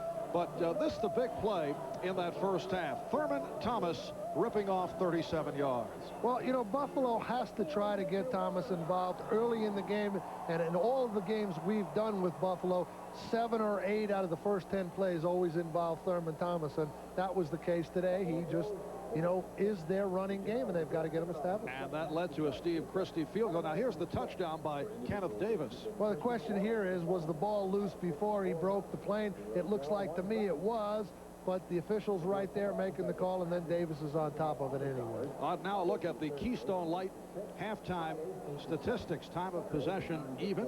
Both clubs had long drives in the first half. The difference in the passing game, Nagel only 25 yards, Kelly 112. Well, that's right. The Jets are going to have to do a better job throwing the ball, but the Bills haven't showed that they can stop the Jet running game completely either, so that has to be concerned for the Buffalo defense, that the Jets are able to run like they did the first half. And there is Thurman Thomas, who is vying to become the first player ever to win the all-purpose yardage title for 4 straight years, in a battle with Barry Foster of Pittsburgh, Lorenzo White of Houston, Emmitt Smith of Dallas, and Thurman Thomas with 73 yards on the ground, 9 carries in the first half, and he caught 2 balls for 23 as a receiver. Well, the other thing, too, you notice there on the back of Thurman Thomas's helmet, Marv, is some of the Bills players are wearing that decal that the Jets are wearing for Dennis Byrd also. So you can see that the Bills were affected, too, by, as probably every team in the league was, by the incident with Dennis Byrd. Yes, that a religious symbol, and as you mentioned earlier, the Bills showing much compassion and hoping for a recovery.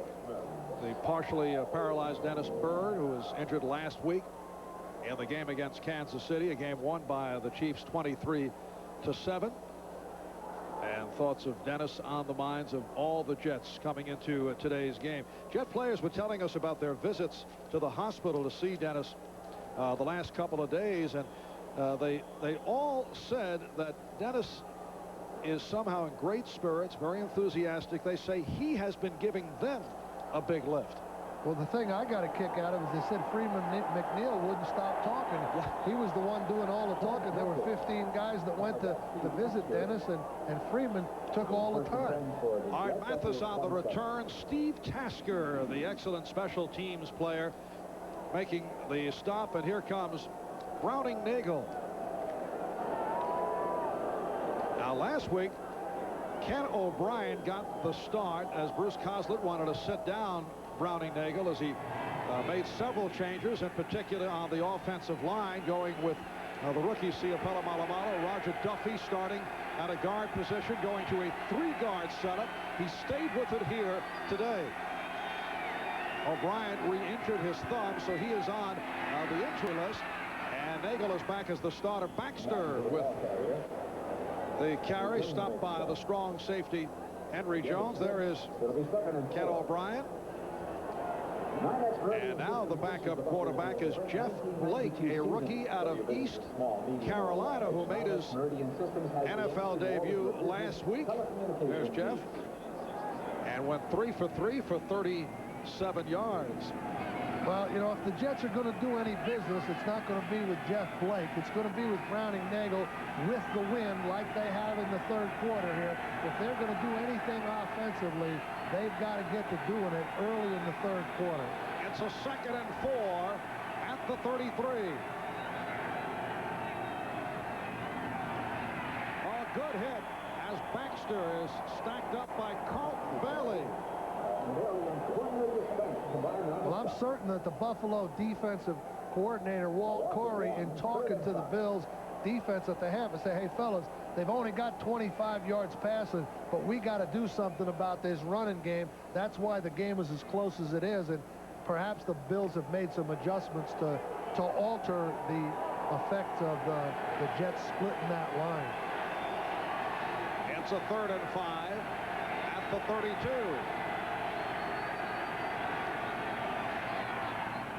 Nagel completes to Burkett for a 1st down. Kirby Jackson, Matt Darby make the stop. Burkett's 3rd catch of the game against his former club. Burkett just running the quick inside slant, a short, easy throw, beating Kirby Jackson. And, you know, this type of pass is the type that the Jets want to throw because it doesn't allow Bruce Smith and Cornelius Bennett the time to pressure Browning Nagel. It's when they got the extra long yardage that pass rush of the Bills can be effective. But with 3rd and 3 or 4, Nagel can just throw that short one and get the 1st down. Nagel is 5 of 9, 53 yards, 1 interception. Pat Chafee stopped after picking up a couple. Phil Hansen, the 2nd-year player from North Dakota State, making the tackle. Bruce Coslett was telling us last week before we did the Jets-Kansas City game that right now, this after a poor performance by Nagel against the Patriots, it's just too much for Browning. He wanted him to back off and watch. That's why he started Ken O'Brien last week. He said that Nagel wasn't playing within the framework of the offense. In fact, he said he would have made the move a couple of weeks back, but O'Brien had that injured thumb and could not grip the ball. But Coslett made it clear that Browning Nagel is the Jets quarterback of the future. And Nagel's pass incomplete, intended for Burkett. In effect, the Jets have put their future in the hands of Browning Nagel. Now, there are some people, particularly other Jet players, who say, as you watch the short pass from Nagel, that if O'Brien were in the lineup, this club might be around the 500 mark, maybe a bit more. Well, you never know about that, but that's a retrospective view. You know, had Nagel been able to lead them to that record, they wouldn't have been able to say that. But there's no doubt that Nagel is the quarterback of the future, and now with O'Brien on injured reserve, he's going to go the rest of the way and get that experience he needs this year and you know, see where he is next year. 3rd and 9, and Nagel completes for the 1st down. Again, combining with Burkett, stopped by Nate Odoms. That goes for 14. Oh, that's an example right there, though, of why Bruce Coslett and the Jet organization thinks that Browning Nagel might be a real fine starting quarterback. There's a nice down-the-field throw. That's not an easy throw down the field, 15 yards there, hitting the receiver right on the numbers. And Nagel has the ability to throw the ball. It's some of the peripheral things that he's having difficulty with this year. All right, 1st down at the Buffalo 40-yard line. Mixing up the plays. Back to Baxter. Big hole. And Baxter able to rip through for a first down. Mark Kelso made the stop. Well, earlier, the Bills were stopping the run. That has not been the case from the second quarter on. Well, Brad Baxter starting at the off-tackle hole, and then the Jet offense is able to isolate the backside of the defense. You see him start to the right. Baxter stops, Smith on the ground. Baxter cuts back. That's called isolating the backside of the defense. So really, you have 2 points of attack. The one where the play's called, and then the cutback availability right over the middle of the line. First down at the 26. Nagel's throw just off the mark as Burkett took the pop from Kirby Jackson. Again, you can see by the choice of pass that the Jets used, though, that they don't want Bruce Smith and Bennett to be involved. 3 steps, quick release, quick slant pass for Burkett. They've tried it 3 or 4 times here. There's Jackson working. Burkett. Now, Jackson's seen this thing a few times.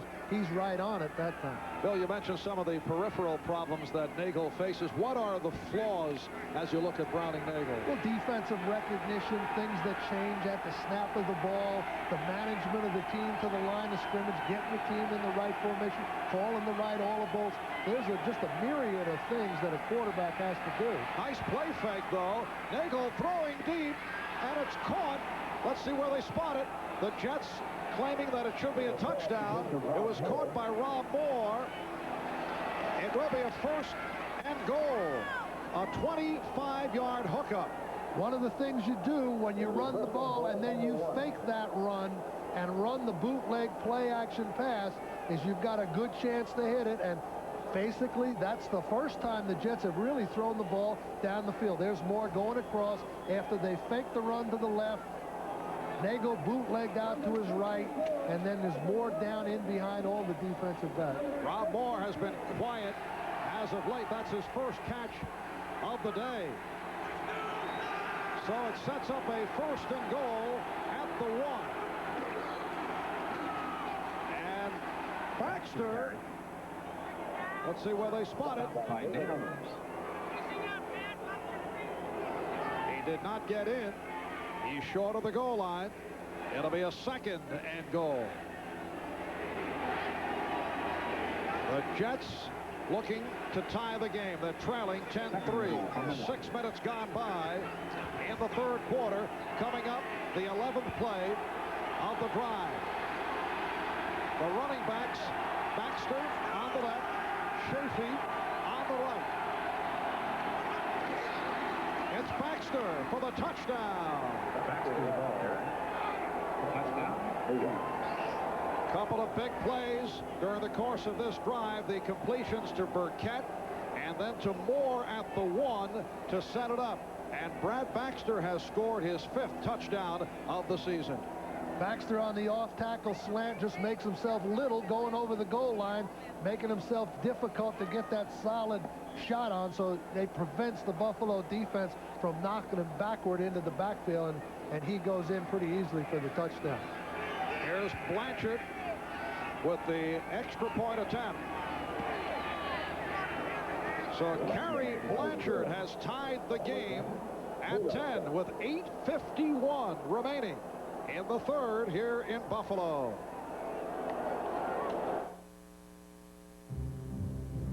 The last thing the average person wants is the average car. That's why the new Mazda brought you the return of the pure sports car, the all-new RX-7, and the return of the Roadster, the Miata. That's why our 626 feels personal, and our MX-6 feels timeless. It's why every Mazda will fulfill its promise in a way no other car can.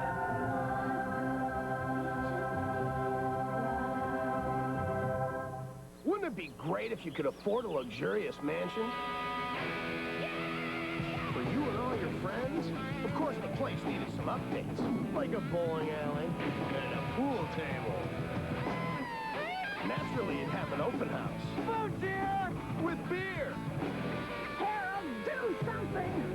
Icy, cold-filtered Keystone, Keystone Light, and Keystone Dry. Bottle beer cased in a can. Now, wouldn't that be great?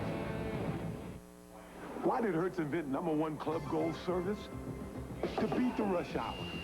See, every plane and everybody seems to land at once. But with Gold service, there's no stopping at the counters and no paperwork. Instead, you go nonstop to your waiting car with your name in lights. Only Hertz has #1 Club Gold. The best reason yet why Hertz beats the rush hour. To Hertz, the rest of the day is a piece of cake. The NFL on NBC is brought to you by Hertz #1 Club Gold, Hertz's fastest service, now in more locations coast to coast. By Keystone, Keystone Light and Keystone Dry. Bottled beer taste in a can. Wouldn't that be great? By Sony, where imagination and innovation create the ultimate in auto sound. And by Mazda. Mazda, it just feels right. The Jets going 11 plays, 73 yards in 6 minutes and 9 seconds to tie the game at 10. Buffalo has won the last 10 straight against the Jets. The Jets' last win against Buffalo was the '87 opener here at Rich Stadium.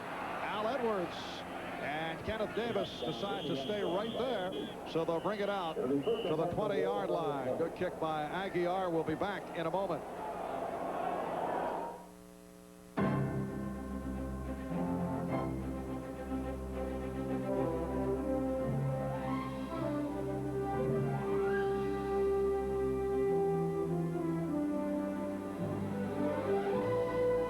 Sony introduces the new standard in television. Trinitron XBR Squared. Hey, look! It's the Grand Canyon! It'll change the way you feel about everything you see. From Sony. Although most human beings instinctively join herds, there are those who simply don't look for safety in numbers. For this rare breed, we introduced the '93 Mazda 626 ES with a V6, an airbag, and ABS. Designed by the new Mazda, a company known for doing things differently. For drivers who feel the same way. The all-new Mazda 626. Mazda, it just feels right. There's only one thing they're into as much as Domino's Pizza. Now, order Domino's and get your Domino's $25 million Nintendo Instant Win Game card with a chance to win thousands of free Super NES, Game Boy systems, Super Mario Kart games, plus savings on pizza and Coke Classic. Call Domino's. You can win Nintendo stuff. And try our new Domino's Twisty Bread, free with our unlimited topping medium, just $9.99. On that last touchdown drive engineered by Browning-Nagel, the main play in the drive was that bootleg pass where they faked the hard run to Baxter, fake it, come out, block right here, bring Moore all the way across deep, and Nagel's able to get it to him. But that's what happens when you have a good running game. You can fake those running plays you've been running, and you can run those deep play-action passes off them. And, of course, that's one of the Jets' best drives of the season, in my estimation. So the Jets have tied the game at 10, 8:43, remaining third quarter. The Bills from their 20. Here's Thurman Thomas. Oh, good run by Thomas, run out by Young. Now Buffalo back in there into the wind offense. It's been two distinct offenses here today.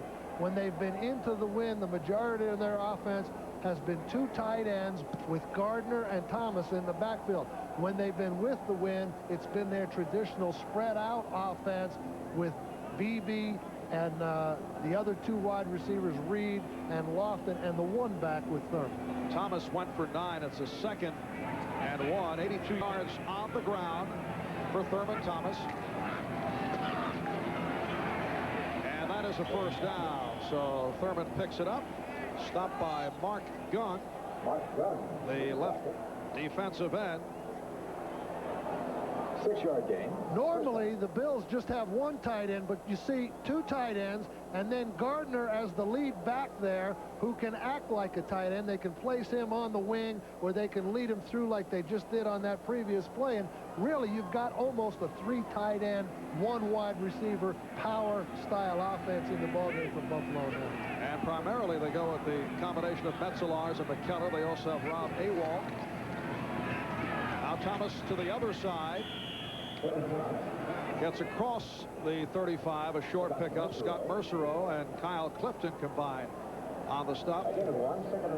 Well, next Saturday, the 1992 Heisman Trophy will be presented to this year's outstanding college football player. You'll see it right here on NBC. That's next Saturday at 3:30 Eastern Time, following football.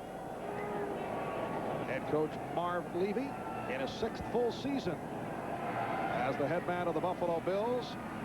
Important game for the Bills, in particular, coming off that loss last week to the Colts as they vie for home field advantage in the playoffs. Thomas springing loose, and then he was stopped.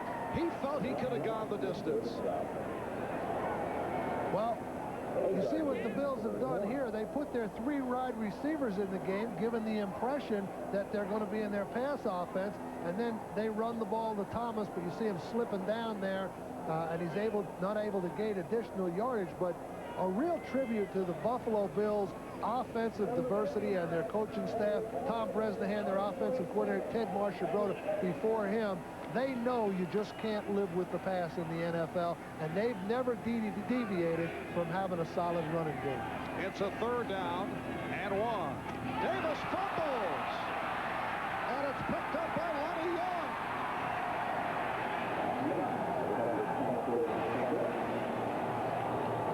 Jim Kelly on the tackle of the free safety, Lonnie Young, who recovered that fumble by Kenneth Davis. Davis just on a regular blast-style play off tackle, and he tries to jump, and just before he does, he's hit, and the ball is loose, and as you should with a loose ball, Lonnie Young picks it up and tries to return it for a touchdown. 6 minutes to go in the 3rd. We'll be right back. Why can't van doors swing open instead of slide? Why do minivans handle like trucks? Why can't they feel more like a car? This is what the engineers at Mazda wondered when they designed the MPV. Because when you ask better questions, you tend to come up with better answers. Why does your door do that? The MPV from the new Mazda. It just feels like...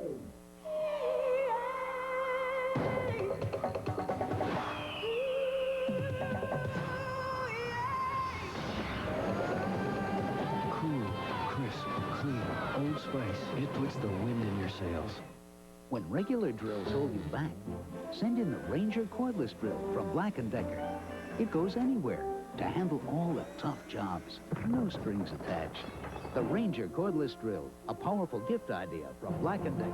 Hey, want to taste a couple of beers? Sure, you bet. So which do you prefer? This one. That's a beer. Here's Budweiser, and this is Coors Extra Gold. Oh, whoa! What if I told you Coors Extra Gold was brewed far longer than Bud? I had no idea. 70% longer. I guess there's surprises all the time. Slow brewed for that real beer flavor and color, the way beer was meant to be, which may be why 58% of Bud drinkers prefer Coors Extra Gold. Maybe 90%. Coors Extra Gold. If you're missing real taste, beer is back. Incredible! These are awesome facts. The Broncos. The Bills. Last season, when they met in the AFC Championship game, Denver gave Buffalo all they could handle but came up short. Now, in the midst of the playoff race, the Broncos need this one bad when they meet again on a special Saturday edition of the NFL on NBC next Saturday. Lonnie Young on that fumble recovery. Looks like he was shaken up, though. He's helped to the Jet bench. It has been a very tough season in terms of injuries for the New York Jets. That hit on Kenneth Davis made by Mark Gunn, who is playing in place of Dennis Byrd. Gunn coming up with the hit, leading to the fumble. Jets with a break take over, but Nagel is hauled down. Phil Hansen with his 3rd sack of the season. The Bills with their 2nd sack of the day. That's the kind of play that the Bills needed to stop the Jet momentum that's kind of built up here the 3rd quarter. Now, that last play, the fumble that was created by Mark Gunn, you see him on the left side right here, penetrating, getting his helmet on the ball and knocking it loose, and Lonnie Young picking it up and trying to return it for a touchdown. 2nd down and 17. Crowd very much into it. Incomplete. Bennett got a piece of it. The pass intended for Moore. Well, you kind of get the feeling that turnover woke up the Buffalo defense. You kind of get the idea that they say, hey, fellas, we may be in another one of these like we were in last week if we don't watch it. The score's tied here. We better do something, or we're going to be trailing Pittsburgh for that whole field. Well, Pittsburgh also having its problems. They are trailing Seattle, as you saw a moment ago. It's a third down and 17. Now, these are some of the problems a young quarterback like Browning Nagel can have in this situation. Chafee short of the first down. Pat Chafee, one-time Atlanta Falcon, acquired on Plan B, averaging just under 8 yards per carry. He has not carried the ball frequently, but when he has, he's done well. But he's 2 yards short of the first down. It's a 4th down and 2. And the Jets will go for the first down. This is an interesting decision by Bruce Coslet. Rather than take the field goal with the wind, he elects to either try to draw the Bills offside or actually go for the first down. Passing on a 49-yard field goal attempt. And Nagel completes for the first down to Rob Moore. Nice move by Moore. Kirby Jackson on the coverage. The play selection the same, though. When the Jets have thrown the ball today, it's always that quick. Well, that's not even a 3-step drop. That's just a 1-step drop, just enough to get the first down. So it's a first down at the 29-yard line. We come up on 4 minutes remaining. Third quarter. The Bills and Jets are tied at 10. Baxter.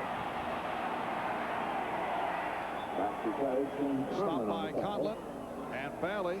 Bill, we've touched on the significance of this game for Buffalo. They can clinch a playoff berth, in effect a wild card, with a victory here today. Plus, and this gets complicated and does not complete its course until after the Monday night game, plus losses by Denver, Kansas City, and either the Browns or the Oilers. Buffalo and Pittsburgh with the best records in the conference at 9-3. Kansas City and Miami at 8 up and 4 down. Pittsburgh is trailing Seattle 14-10 in the third quarter. Second down and 7 at the 26.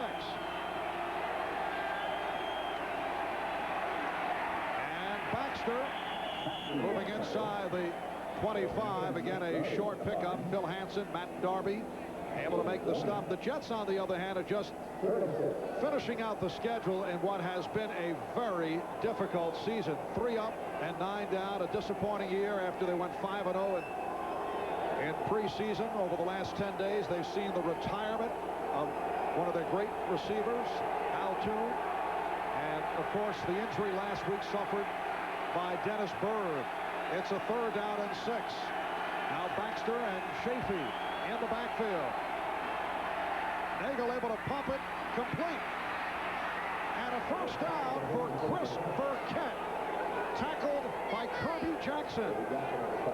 That's 5 catches for Burkett, the one-time Buffalo Bill. This for 15 yards. And they've all been the exact same style of pass where he just gets underneath Kirby Jackson. They threw it incomplete to him on the first third down of the game, and they've tried 3 or 4 more of them as the game has gone along here. And this style of pass prohibits the Buffalo pass rush from being any factor at all, and it is really good play selection by Bruce Coslet.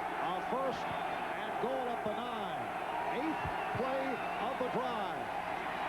Baxter able to make the turn and bumped out. No, now they say touchdown.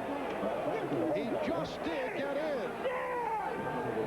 And the Jets have taken the lead with 1:43 remaining third quarter. Well, you know, this game is going to have to go on the shoulders of the Buffalo offense, because with the wind, at least, the Buffalo defense has not shown the capability of stopping the New York Jet running game. It's been, as you said earlier in the game, Mark, from the beginning of the second quarter until right now, it's just a question of time till Baxter breaks another one of those 10 or 20-yard runs. Chafee had a 17-yard run. I mean, they're doing what they want run-wise right now. And Blanchard puts it through. It's good. So the Jets with upset on their mind, taking a 17-10 lead, 8 plays, 40 yards in 4 minutes and 17 seconds. While the fluid styling of the Mazda 929 may be timeless, the 929 personal lease offer is considerably shorter. Because now you can lease the 929, complete with dual airbags, anti-lock brakes, and European leather, for just $349 per month. So see your Mazda dealer today. Like all good things, this offer must soon come to an end. My husband, Elliot, he's an inventor. He's made a very good life for both of us. Last year, this big company paid a lot of money for one of his ideas. Elliot even thought about opening his own company, but in the end, we decided to invest the money. Besides, I'm not sure Elliot's cut out to work in an office anyway. Ask your financial advisor about Nuveen tax-free investments, or simply call this number. America's first choice. Napa Auto Parts. At Napa, you'll always find top quality parts at a fair price. Plus, great holiday gift ideas for under $20. Like Napa's heavy-duty mechanics creeper, just $9.95. The Napa 6-piece combination screwdriver set, only $13.95. And Napa's 20-inch toolbox with 3-compartment tray, just $19.95. Save on great gifts for under $20. At Napa, America's first choice. Wednesday, he murdered 2 people. Now a legal loophole could set him free to kill again. A chilling new Law & Order, NBC Wednesday. Well, this is the second close call on the goal line on the part of the officials.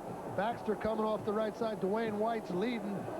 Now Baxter turns it up there and goes in the air. Now the rule is, where is the ball? And it's difficult from this angle to tell, but you see the official there, the side judge, making the immediate call. So apparently the ball had broken the plane prior to Baxter landing out of bounds. That's the side judge, Nate Jones, with a very quick touchdown indication. Al Edwards with the kick return, accelerating, and brought down as he brought the ball across the 25-yard line. Glenn Cadrez on the stop. We'll be back in a moment. First and 10 from the 20. Hi, Super Dave Osborne here with Hager wrinkle-free cotton pants. They look great right out of the dryer with no ironing, but Hager's asked me to put them to the ultimate test. I'll wear these pants through high-pressure jets, brushes, and dryers at 3 miles per hour. Ready? Oh, we're out of time. I guess Hager will have to pay me for another commercial. Maybe not. Oh! Oh! Oh! New Hager wrinkle-free cottons. 100% cotton, 0% wrinkles. They're still not wrinkled!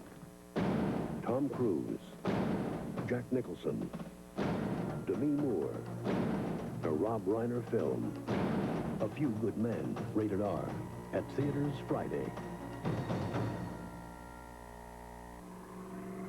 He's back. This time we get him.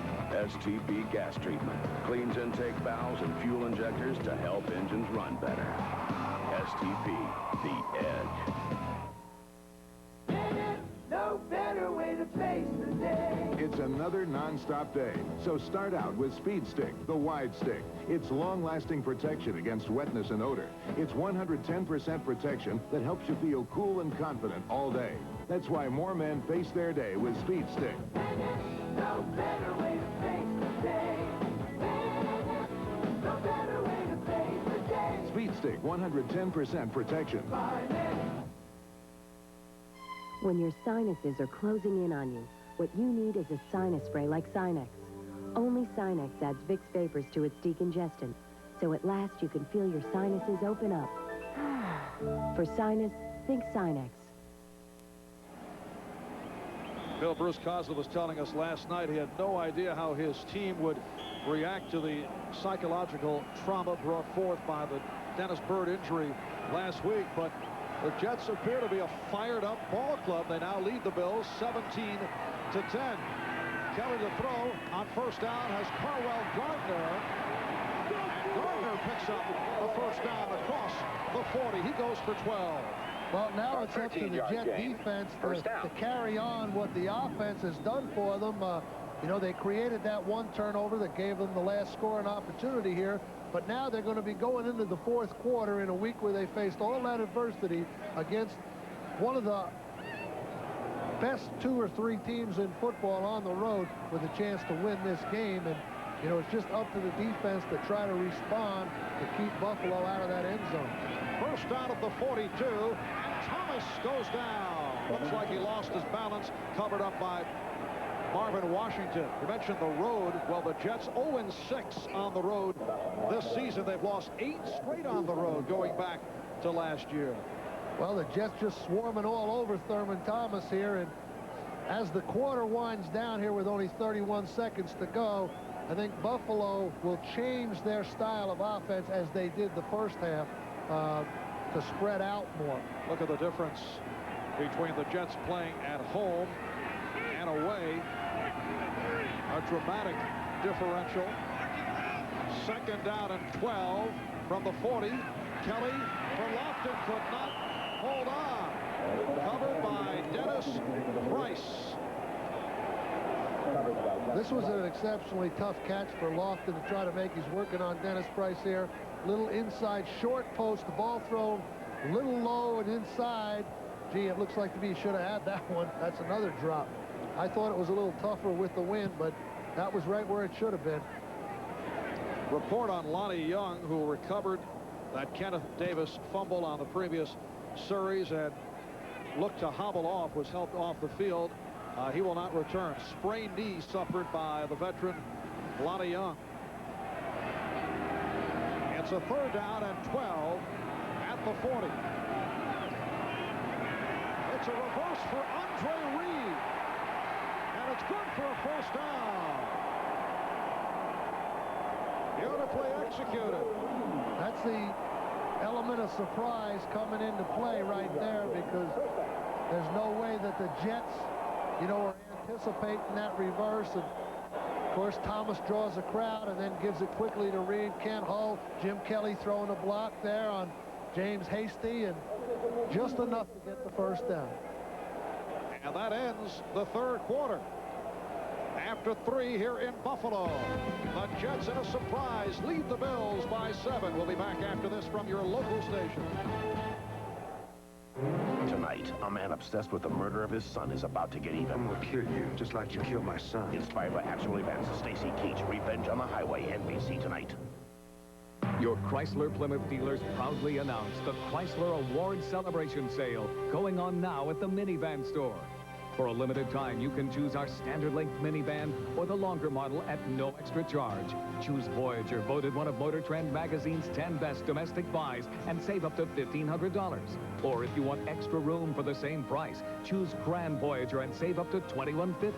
The Chrysler Awards Celebration Sale going on now at your Chrysler Plymouth dealer.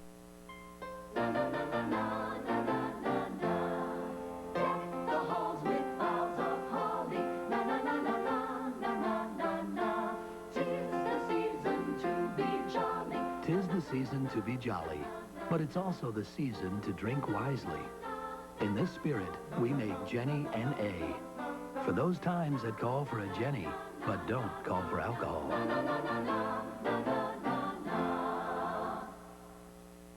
Over the river and through the woods, but we ain't going to Grandma's house. Introducing the completely redesigned 93 Ford Ranger. Right now, get a Ranger XL 4x2 for just $83.41. Or a Ranger 4x4 for just $12,761. The 93 Ranger, contemporary style, improved handling, and a more comfortable interior in case you run into Red Riding Hood along the way. See your local Ford dealer today. Make our Christmas wish come true. Donate a new toy to the Channel 2 Christmas Wish Toy Drive. Well, this has developed into a good showing for the second-year quarterback, Browning Nagel. 9 of 15, 113 yards. Effective the last couple of series. Jets leading Buffalo by the score of 17-10. Thurman Thomas on the first down play as this fourth quarter gets underway. And Mo Lewis, who has had an outstanding game, made the stop. Lewis with 7 tackles in the first half. Well, he's a key guy because he's one of those active guys that can play the run and pass. And Bills are now in their pass offensive set. 3 wide receivers. 2nd and 5. And it is dropped once again by Lofton. Price on the coverage. And James Lofton now hearing it from the crowd. Made a couple of nice catches earlier, but he's dropped the last 2. Well, I'm not sticking up for Lofton, but these last 2 are right in his hands. And, you know, you're a pro receiver, and he's been a great one for all these years.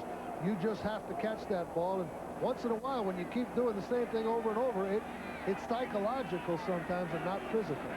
3rd down and 5. Kelly's pass off the mark. May have had his arm hit. That was intended for Beebe. Looked to be Kurt Barber, the rookie from Southern California, who got a piece of the arm of Jim Kelly. Well, Barber was unimpeded from the outside. Buffalo failed to pick him up on the pass rush, and he had a free shot at Kelly. Kelly just didn't have time to get rid of that one. Barber coming off the left side there, and he's on Kelly before he can, you know, even turn his hip and make an attempt to get it to Beebe. 4th down and 5. And the Bills in punt formation. Here is Chris Moore getting set to a punt for the 3rd time of the day. But you got to watch a fake here also. Rob Carpenter with the fair catch at the 13-yard line. A 29-yard punt. The Jets will go back to the offense in a moment.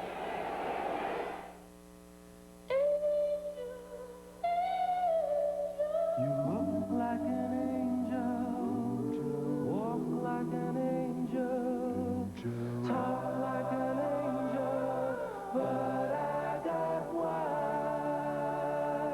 You're the devil in disguise, oh yes you are, devil in disguise. Just when you thought you knew everything about Volvo. Devil in disguise, oh yes you are, devil in disguise.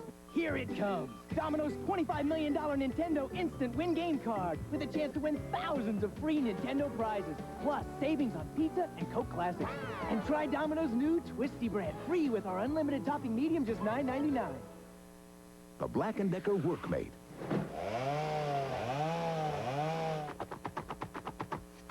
About all it can't help you do is clean up. But at least it gets out of your way and is a powerful gift idea. A kiss? No, I'm sorry. I don't think so. Oh, no, please, no, baby, no. Oh, not a good idea. Not now. No, bad time. Fight morning breath with Scope. Scope has 2 powerful ingredients that kill 90% of the bacteria that cause morning breath. Your kiss is ready. Pucker up. Right on the kisser. Come on. Kiss morning breath goodbye with Scope. Give me that kiss. The NFL on NBC is brought to you by Starter. Look for the stars and you'll find Starter. By Canon. Canon cameras, so advanced they're simple. By Interstate Batteries, serving you with over 200,000 dealers across the U.S. and Canada. Start fresh with Interstate Batteries. And by Volvo. Volvo would like you to drive safely.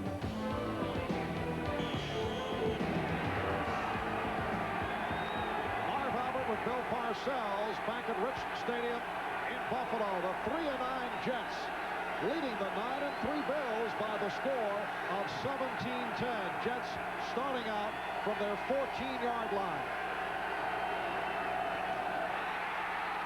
Problem, Nagel couldn't find anybody, and then does, and it's caught. Mark Boyer with the bobble catch. Nagel looked as if he had difficulty pulling that snap out, and that was able to recover. There it is. He dropped it at first, and then pulled away and rolled to his right and got off the pass. Well, that was supposed to be a running play. I don't think that was going to be a pass, and the receivers were downfield, and I mean, I don't know for sure, but that's a heck of a play by Browning Nagel and a great catch by Carpenter. A 15-yard pass play. And now Baxter stopped at the line by Carlton Maley. We're set for an update. Let's go back to Bob Costas. Well, you can put what's happening at Three Rivers in the same category as the surprise at Rich Stadium. Stan Gelbaugh rolling right hits John L. Williams for the touchdown. Seattle about a 2-touchdown underdog, leading the 9-3 Steelers, who are undefeated at home this year, 14-10 in the third at Three Rivers. All right, Bob. Jets with the 7-point lead here. 2 minutes gone by in the fourth quarter. And Nagel looking at a 2nd and 8 from the Jet 31. The pass thrown behind Terrence Mathis. It'll be a 3rd down and 8. Well, the closer I look at this play, I think it was a pass. He fumbles the snap here.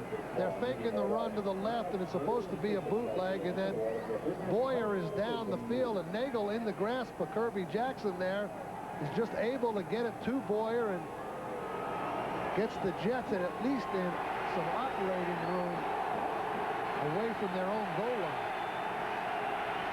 Now Shafee in the backfield for this 3rd down and 8. And it's dropped by Burkett.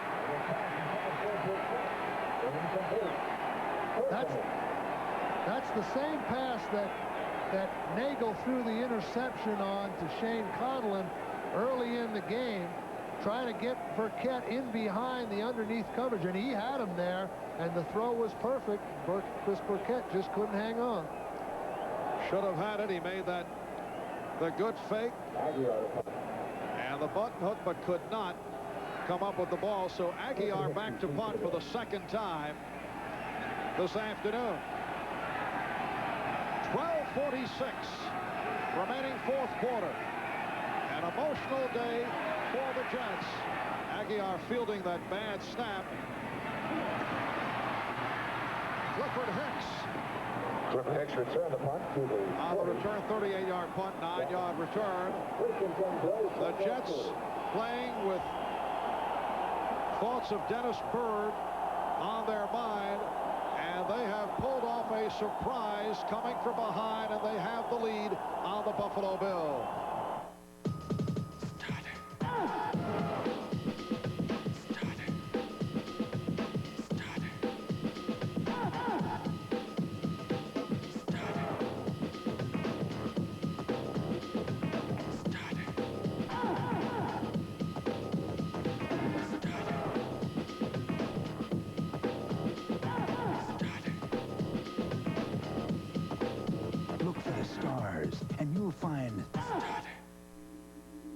September 1957. Road and track on the Volvo 444. With a car like this, who needs a sports car? October 1992. History repeats itself.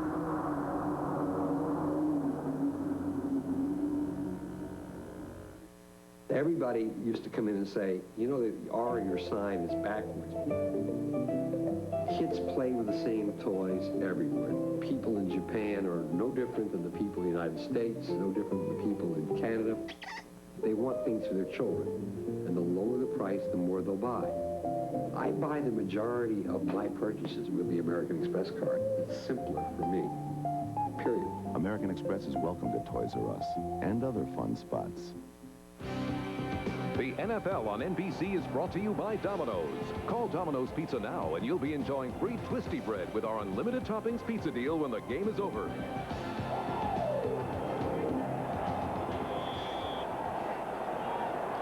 Well, before each game, Dennis Byrd used to draw a fish, a religious symbol, on his ankle tape.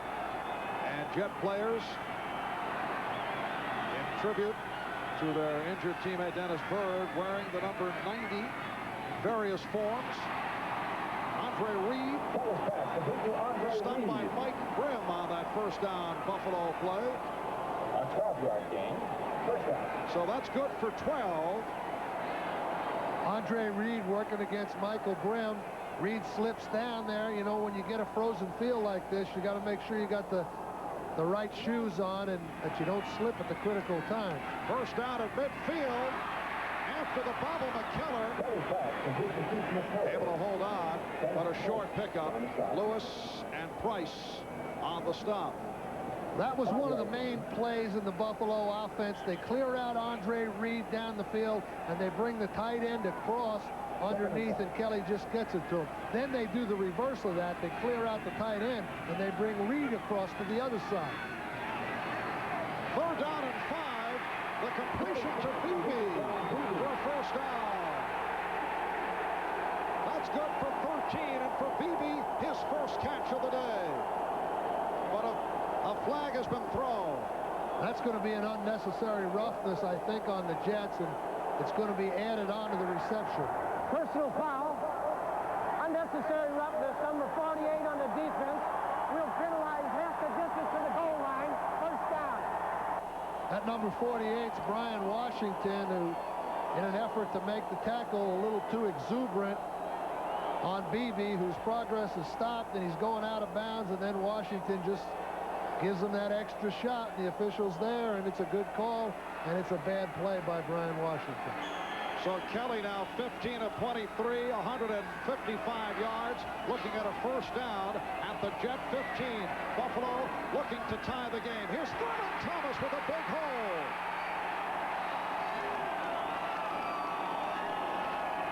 R.J. Coors on the tackle.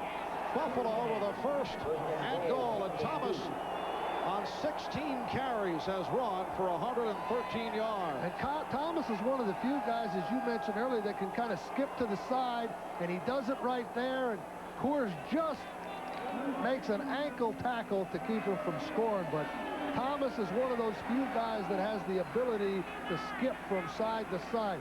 Billy Sims, Walter Payton, and a few others could do that, but not very many. Buffalo with a double tight ends, Metzelaars and McKellar from the 2-yard line. Here's Thomas battling to get in, but he is stopped. Mo Lewis with the tackle.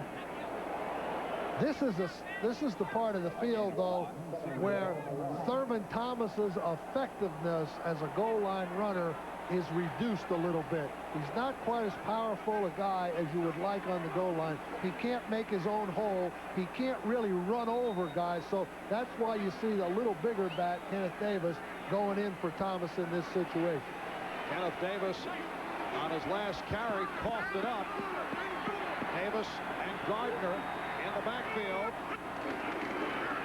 Here's the play action. Touchdown. Metzelaars at the back of the end zone. And a Buffalo player is down. It's the offensive lineman, John Davis, who is down at the 5-yard line.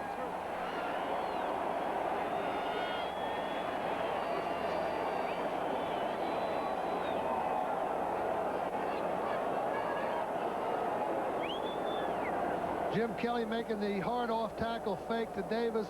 You see Metzelaars working along number 88, the back of the end zone. Kelly finds him in the open area. Really, that's no set pattern that Metzelaars is running. He's just trying to find the open area after he releases on the off tackle play action. And for Pete Metzelaars in his 11th NFL season, his 6th touchdown of the year. And the injured Buffalo Bill, John Davis, is a guy that had some problems physically in training camp and really missed, for all intents and purposes, all of camp. And the coaches were telling us that he was just now getting into football playing condition and just now ready to really start to make a significant contribution play-wise. And as fate would have it, just when he's ready, you know, he's got his leg falling on again, and you see the fake right there. He's right in the middle of the screen, number 65, and it looks like his own man, Kent Hull, or the Jet defensive lineman. There's another angle on it.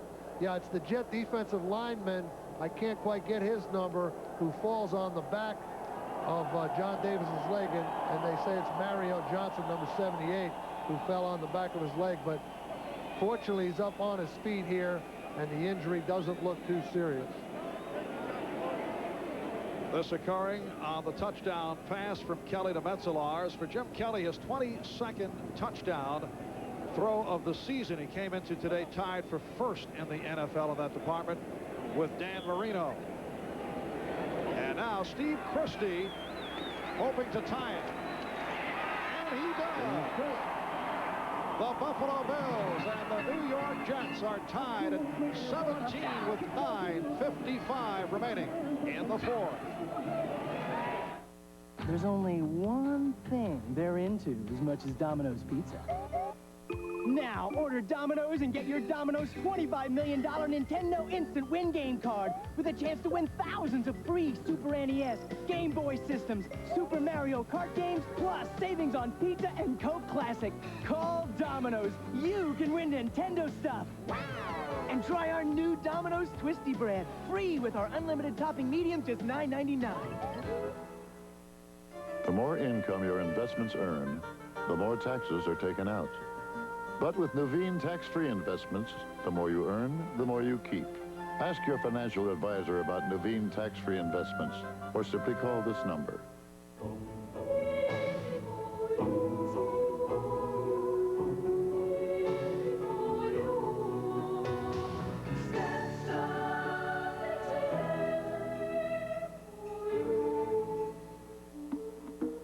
You're married. 2 kids. 1 on the way. A house, a dog, 5 on the way, loads of other responsibilities too numerous to count. And you want this. Doesn't make sense. But here is an interesting alternative that does. The new Volvo 850 GLT. The Heisman, the most prestigious honor in college football, held by a roll call of gridiron legends. Horning, Staubach, Simpson, Campbell, Dorsett. This year, Gino Torretta, Marshall Falk, and Garrison Hearst look to carry on this tradition. The Heisman Trophy Award Show live next Saturday. Words of encouragement for John Davis, who was injured a moment ago, from his offensive line teammate Howard the House Ballard, inquiring how he feels. Like Davis might be all right. Yeah, you don't see any ice bags, and if he was in real serious trouble, I think they'd be icing him up. Of course, it's cold enough, they might not need him here today, man. Terrence Mathis on the return. Oh, he took a shot. Corwell Gardner met him head on. And fortunately, Mathis is all right. Got right up. Well, Gardner just kind of takes a beat on him. He's the contained man. Don't let Mathis turn in, and he didn't let him turn in. In fact, he ensured the fact that he wasn't going to turn in.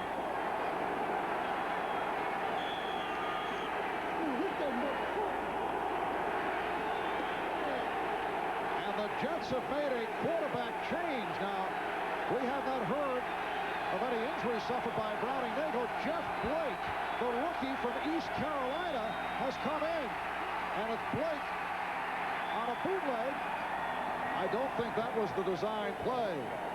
Jeff Blake played briefly at the end of last week's game in the loss to Kansas City. Completed 3 out of 3.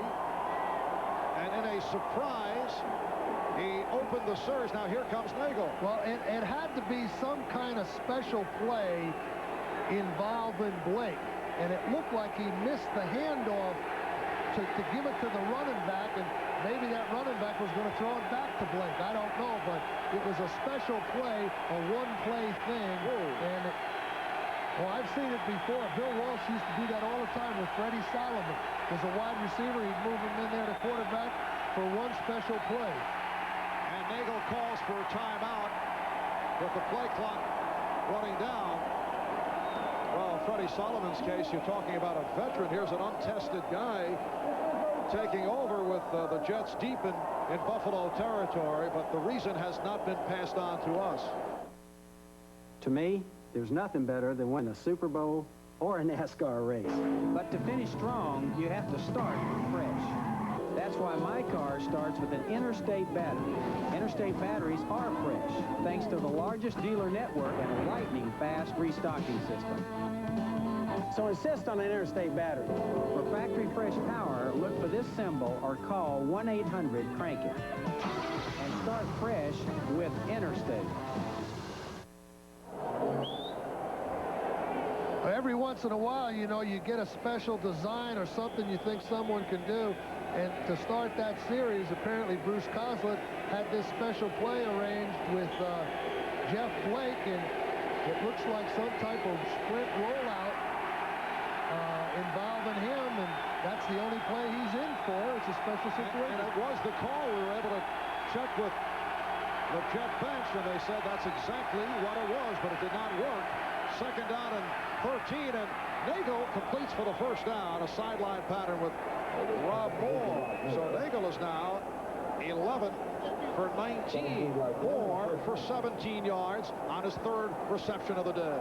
But more than that, I think what you have to be happy about if you're a Jet fan, not only that it's a 17-all game, but you may well be watching the first step in the maturity of Browning Nagel here, because he's executing very well under very adverse circumstances, or at least he has to this point, even into the win. So you may think you may be watching a quarterback grow up here.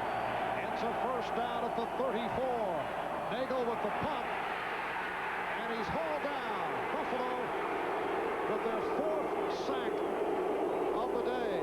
Bruce Smith will get credit for his second and number 12 on the season. Well, in an effort to get the ball down the field more quickly, the Jets have to be careful that they don't get away from what's kept them in this game, and just dropping back and passing against that pass rush of a guy like Bruce Smith, you know, isn't going to serve you too well. There you see John Davis leaving the stadium on those golf carts, but we've got a 2nd and 12 here, and this is the strength of Buffalo's defense. Smith and Bennett on the pass rush, 2nd and 12, 3rd and 10, that type of thing. And Nagel completes. Chafee is bumped out by the combination of Talley and Odoms, short of the first down. Remember, Buffalo has won 10 straight against the Jets. The earlier meeting in October, Giant Stadium, Buffalo came from behind, won 24-20 on a Jim Kelly to Thurman Thomas touchdown pass, only 51 seconds left. So the Jets have played them very tough. This is a series that goes back to the old AFL days. In fact, the New York Titans, the predecessors of the Jets, defeated Buffalo 27-3 at the Polo Grounds in New York in the Bills' first ever game. Nagel from Mathis, but he is stacked up inside the 40. Talley and Bennett were right there. And the Buffalo defense did its job there, and there's a little inexperience on the part of Nagel right there, showing up, going underneath, having the receiver hook up in a zone that doesn't get you the first down. You know, you got to get the ball to the first down marker, and the Jets weren't able to do it. Now they're punting into the wind, and with 6:55 to go, the Bills are going to have pretty advantageous field position, and, you know, should be able to at least get into field goal range with that. Third punt of the day for Louis Aguio. He's back at his 25. Clifford Hicks with the fair catch. Hicks made the catch at the 11, a 44-yard punt, and Buffalo will take over with 6:34 to go in this fourth quarter. Well, a look ahead here on NBC next Saturday. These Buffalo Bills will go up against the Denver Broncos here on NBC starting at 12 noon Eastern time. Denver and Buffalo. And then on Sunday, beginning 12:30 Eastern with NFL Live, most of you will see the NFL's leading rusher, Barry Foster, and the Pittsburgh Steelers take on the Chicago Bears. It's a first down at the 16. Thomas Is stopped, short pickup. Recapping the scoring, 42-yard field goal by Blanchard for a 3-0 Jet lead. Christie came back, hit from 27. That tied the game. A touchdown by Kenneth Davis gave the Bills a 10-3 lead, a 6-yard run. Baxter scoring 2 touchdowns, and then Kelly with the 1-yard flip to Metzelar to tie the game. And Lofton made the catch. And here's the crowd respond as Lofton caught it in front of Brim for a first down. Well, and that just goes to show what Jim Kelly thinks of James Lofton, because just because he drops a few, that doesn't mean he's not going to get it thrown his way. And Kelly just comes right up, and, you know, Lofton can play under pressure. He has for all those years, and Kelly knows it. First down at the 30 to the tight end, Metzelar.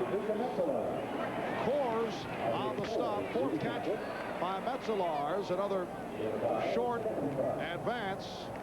The Buffalo Bills with Kent Hull at center. Glenn Parker, Jim Richer at the guards. For Richer, his 200th game in a Buffalo uniform. There he is, 13-year man from North Carolina State. Will Wolford and Howard Ballard at the tackles. Kelly getting the protection, but put it up high, intended for Lofton. Jim Kelly telling us yesterday that was his problem last week against the Colts. Well, too, sometimes when you throw with the wind, when you throw into it, the ball dips down, and when you throw with it, the wind gets underneath the ball and lifts it a little bit. So that was the problem on that pass for Kelly. He's throwing with the wind, and the ball just gets underneath it. And you see a Jet down there. He's Scott Mercereau. Apparently has a little leg injury. And it was Scott Mercereau involved in the collision last week with Dennis Bird. You saw Scott wearing number 90 in tribute to his teammate. What a week for Scott Mercereau. It'll be a 3rd and 5 at the 35 when we resume. 5 minutes and 10 seconds remaining in this 4th quarter. Pittsburgh Steelers still trailing the Seattle Seahawks. And now the 4th quarter with Seattle up 14-10. Buffalo and Pittsburgh entering to today with records of 9-3. They're vying for the home field advantage in the playoffs. Good catch. Now let's see what they're rolling. Well, apparently no catch. Thomas did well to get to the ball, but never had possession as he was hit by Lewis, and it is called an incompleted pass. Well, that time the Jets were playing man-to-man defense, and Mo Lewis had Thurman Thomas, and he makes the tackle as Thomas is trying to put the ball away, and Thomas never did have real control of it. And now the opportunity again comes up for the Jets to drive the ball for the winning field goal, and this is turned into quite an ebb and flow here in the 4th quarter.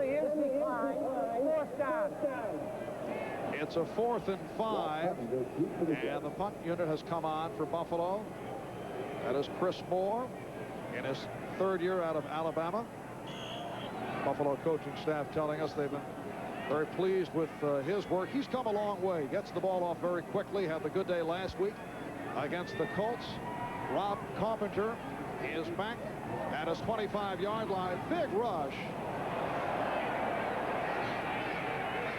And Carpenter let it bounce. Well, the ball is down at the far side. It will go down as a 39-yard punt. From the director of Action Jackson, the producer of Love, Lies, and Murder, the author of Pale Rider, comes a motion picture experience. I'm looking for the trucker that killed my son. It's different. It's exciting, says TV Guide. Explosive, says Chicago Sun-Times. It delivers a full load of action. I'm gonna kill you, just like you killed my son. You can't bring him back, honey. Inspired by a father's search for his son's murderer. I just might come back here and kiss you goodbye. Stacy Keach in Revenge on the Highway. NBC tonight. It has been an inspirational effort by the New York Jets. The Jets and Buffalo tied at 17, and penalty markers are down. Jets starting out from their 26-yard line.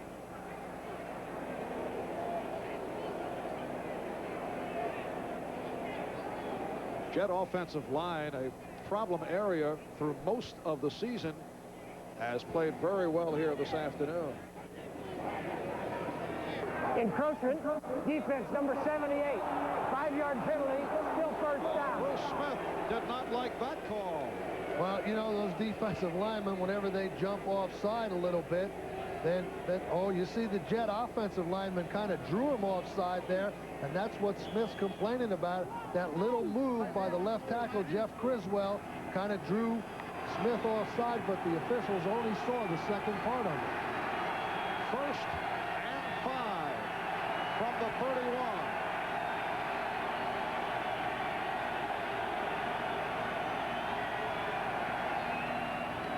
Nagel with the handoff, but Baxter had nowhere to go. Stopped by Smith.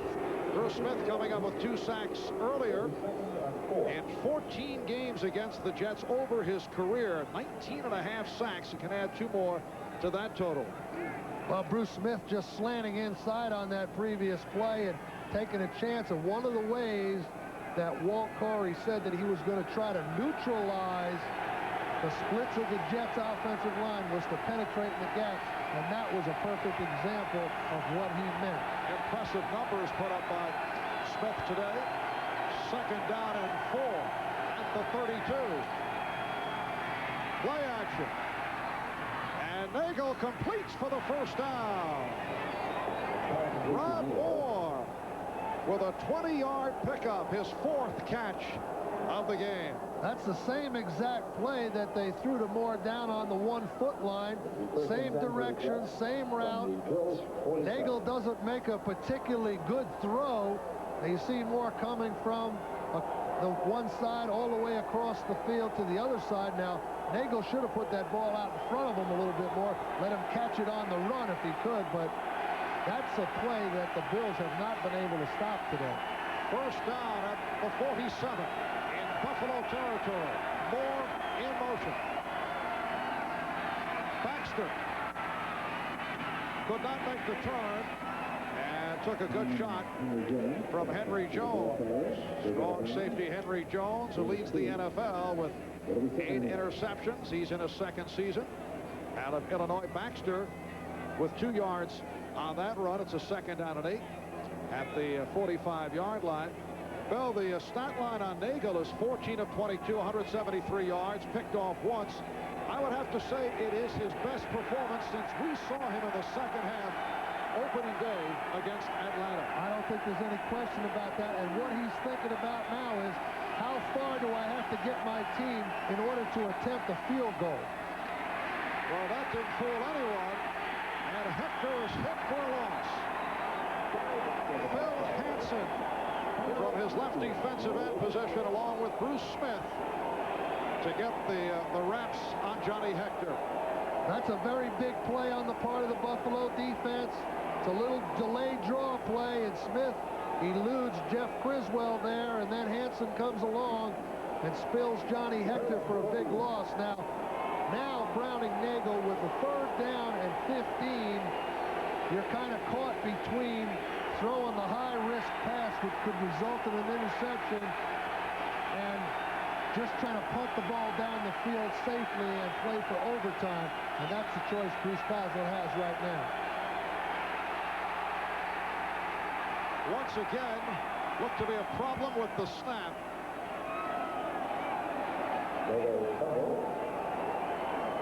Well, there's a lot of Jets will be holding their breath on that sideline, hoping Buffalo didn't recover it. Well, the 2nd time we've seen Jim Sweeney, the center, and Browning Nagel have difficulty. Back in that opening game in Atlanta, the very first snap of the day by Nagel was misplayed. Well, a lot of times in the cold weather, Marv, you get that mishandled snap, and, you know, you've seen a couple of them here today, and I'm not making excuses for anybody, but I know it's a lot more difficult to handle the ball in cold weather. The ball's much colder, it's harder, and it doesn't have the suppleness it does in warm weather. Suppleness. You are so compassionate here in the booth. If I were watching you on the sideline, somehow I don't feel you would have accepted the mishandling of the snap in the same manner. I agree with you 100%. What a nice guy. Can't those guys even Can't those guys even center the ball to one another? You wouldn't have referred to the suppleness, I don't think, to your ball club. 2 minutes to go in the fourth quarter. Game tied at 17.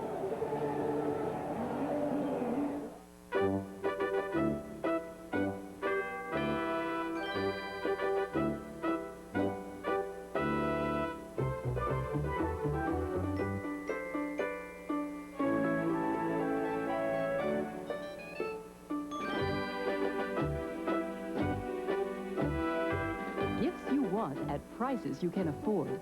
You'll find it all at your Christmas electronics store. When life turns up the heat. Yeah, hi. I'm Jeff Green. There's Degree antiperspirant. Degree's body heat activated. 1 more minute. To release extra protection. Jeff? Hi. Degree, your body heat turns it on. If you can dream it, the Rebel can do it. Now, EOS Rebel from Canon has more power to create images, not just snapshots. Image is everything. EOS Rebel and Rebel S from Canon. So advanced, it's simple.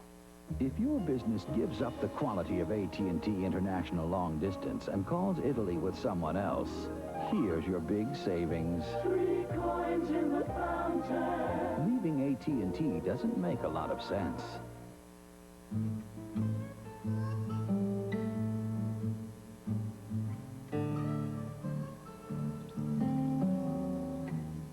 Alka-Seltzer Plus Nighttime. For relief without alcohol, hit the box, not the bottle. The 49ers. The Dolphins. 2 Super Bowl contenders in a San Francisco showdown. Next. Welcome back to Buffalo, New York. Marv Albert with Bill Parcells. A good one going here with Buffalo. And the New York Jets tied at 17 last week. The Bills involved in a similar game, although Jim Kelly did not have the success that he's had today. Aguiar getting it off the low snap. Burkett following it out of bounds. Last week, the Bills losing in overtime to the Indianapolis Colts. That snapped a 5-game win streak. And now Buffalo takes over at the 18. Here's another look at that snap. Well, that's one of the things. When you snap with the wind, the ball does a lot of funny things, and that was a good example of it. Into the wind, it dips. With the wind, it flies a little bit, and it's just as tough on the kickers as it is the receivers. Now, Jim Kelly, with 3 timeouts, you know, has to watch so he doesn't make the big mistake deep in his own territory until he can get good enough field position to open it up. Starting from the 18, and it was almost picked off. Lofton, the intended receiver, and that one floated high and away. Grimm with the shot at it. Well, that's just what I was talking about, not making the big mistake at the wrong time, and from this field position, any Buffalo mistake could result in a Jets winning the ball game. So he's got to be careful till he gets it out to his own 35 or 40. Kelly with the audible on the 2nd and 10. And it's intercepted by Brian Washington. And Washington scores for the lead for the Jets.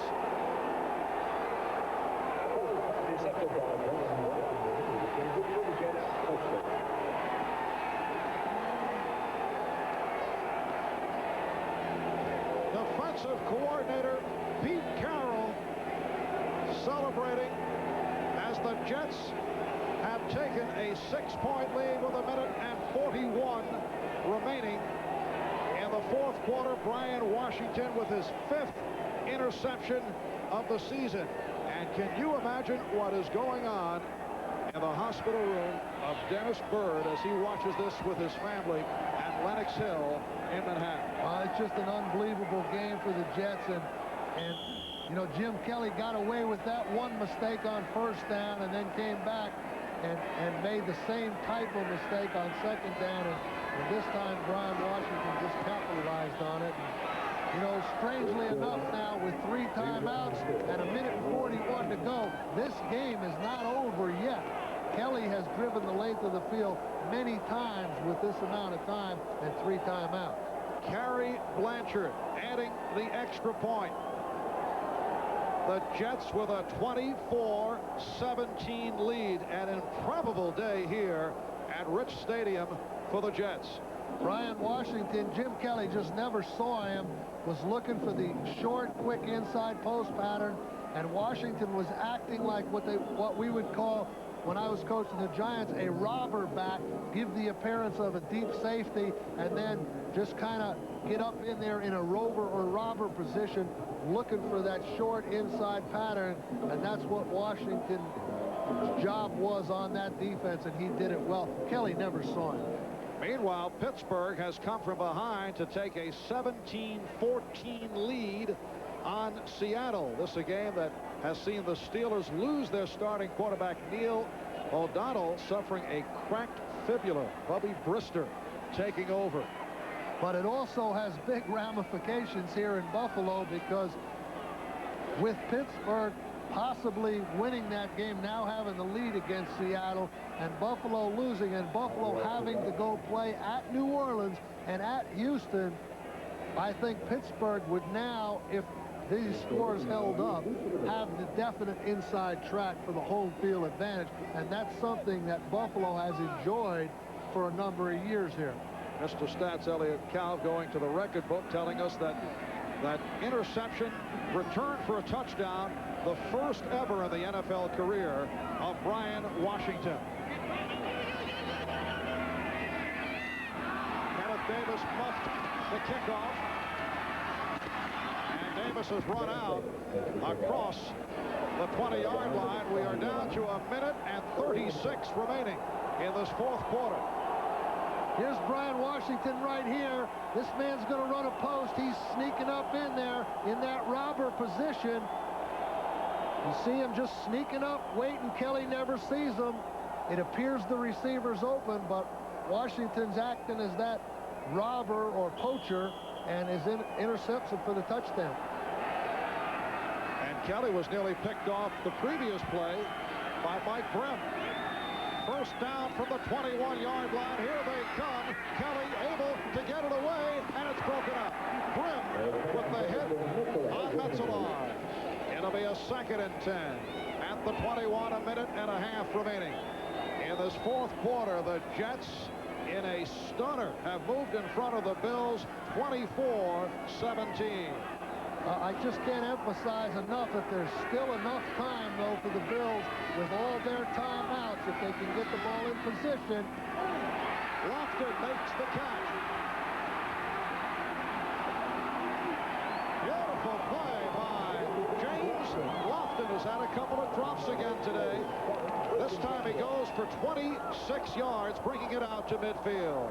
And even though there's only 1:21 on the clock, time really isn't that big a factor. Again, Jim Kelly is going to be able to stop the clock. Now, Lofton stops it for him right there, but he's able to stop it 3 times. He's got plenty of time. And Kelly had it knocked out of his hands, recovered by the Jets. Bill Pickel, in addition to the roster today off injured reserve, comes up with the big play. Just an unbelievable effort by the Jets defense here. And it looked like Kelly was going to get that thing going and you know, put the Bills in field position to possibly tie this game up. But the Jets defense just mustered up enough energy, and Bill Pickel with the great pass rush just strips Kelly of the ball. And this is just a magnificent effort by the Jets today. This has turned into a storybook finish. The Jets, obviously an inspired team. That is all you will hear about after the game, because this game has been dedicated to their partially paralyzed teammate, Dennis Byrd. And they have come from behind to lead the Buffalo Bills 24-17 with 1 minute and 15 remaining in the fourth quarter. We'll be right back. From the director director of Action Jackson, the producer of Love, Lies, and Murder, the author of Pale Rider, comes a motion picture experience. I'm looking for the trucker that killed my son. It's different. It's exciting, says TV Guide. Explosive, says Chicago Sun-Times. It delivers a full load of action. I'm gonna kill you, just like you killed my son. You can't bring him back, honey. Inspired by a father's search for his son's murderer. I just might come back here and kiss you goodbye. Stacy Keach in Revenge on the Highway, NBC tonight. A minute 15 remaining in the fourth quarter. The Jets taking over. Follow up to that sack, their first of the day. Bill Piquel, in addition to the roster, only today coming off injured reserve, able to knock it out of the hands of Jim Kelly. And now the Jets just hope to run it out to stop the 10-game losing streak at the hands of the Buffalo Bills. Let's see what this flag involves.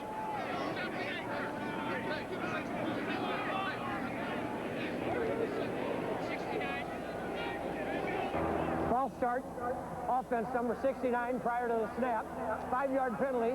Still first down. Well, it's Jeff Criswell. This has been a very good day in terms of penalties for the Jet offensive line. That one of the problems that Bruce Coslett had with both Criswell and Cadigan. That's the reason that he's made the shuffle up front. Well, Criswell got away with one of those false starts a few minutes ago, and Bruce Smith complained about that one, but they didn't get away with this one. But as you said, the Jets are just going to run out the clock, if they can, make Buffalo use all 3 of their timeouts. And the Jets want to hold on to that ball. Chafee stopped by Hansen. Bills trying to knock the ball free, and a timeout is taken with 1:09 remaining in this fourth quarter. Now let's go to New York for Bob Costas.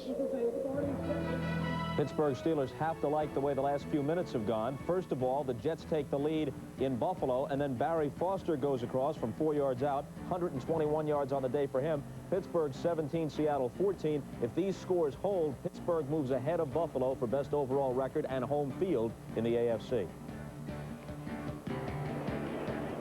All right, Bob, and back in Buffalo, the Jets with that 7-point lead on the Bills. Buffalo has 2 timeouts left. The Jets have 1 remaining. The Jets' last win against the Bills was the opening game back in 1987 here in Buffalo. The Jets winning by the score of 31-28. Since then, 10 straight losses, and the Jets 0-6 on the road, and they have lost their last 8 away from home. But they've knocked on the door a couple of times up here against Buffalo. Last year they did. This year at home, the Monday night game, they had a chance to win that ball game, but they're closer than they've ever been in the last 10 games to winning one now, because all they'll do is run low-risk plays. Buffalo will use their timeouts. The Jets will punt it, and then Jim Kelly's going to have to go about 90 yards with no timeouts, and I just don't think that's possible to do. Time. Clock stopped. Timeout taken by Buffalo. They have 1 remaining. 1:04 to go in this fourth quarter, and the Jets have a 3rd down and 10 coming up at the 35-yard line. And now it's time for the Hager wrinkle-free cotton super play of the game. Very well done. Thank you, Marv. And that play, without question, is the interception in the fourth quarter here late by Brian Washington. He's in that rover position and picks off the pass and takes it all the way in and provides the winning points for the Jets, or at least the probable winning points for the Jets. I've seen too many of these close calls go the other way, Marv. So that our super play of the game. Brian Washington with his 5th interception of the season. His first return for a touchdown in the NFL off an interception. Big hole opened up as Chafee reaches to the 30 short of a first down, and again a timeout taken. 1 minute remaining in this fourth quarter. Buffalo using its final timeout. This brings up kind of an interesting decision for Bruce Coslett, though, because now, you know, you're risking punting the ball in these windy conditions. You saw what happened on that last punt snap, and if that were to happen again and the kicker mishandled that snap, which we've seen him field one off the ground and almost drop that last one, you know, if the Bills were able to block a punt here, they could pick it up and score with it. So now I'm sure Bruce Kozler and the Jets are deciding whether in fact they want to punt it or whether they would just say, hey, we will run the ball here, run it maybe for 2 or 3 yards, possibly get the first down, make the Bills use their last time out, and hope they can't go, 75 yards. Looks like they've elected to punt it, but you can be sure they're going to be extra careful here. And Aguilar will try to angle it. Hicks dropping back. 1 minute remaining. In this fourth quarter, the Jets with a 24-17 advantage.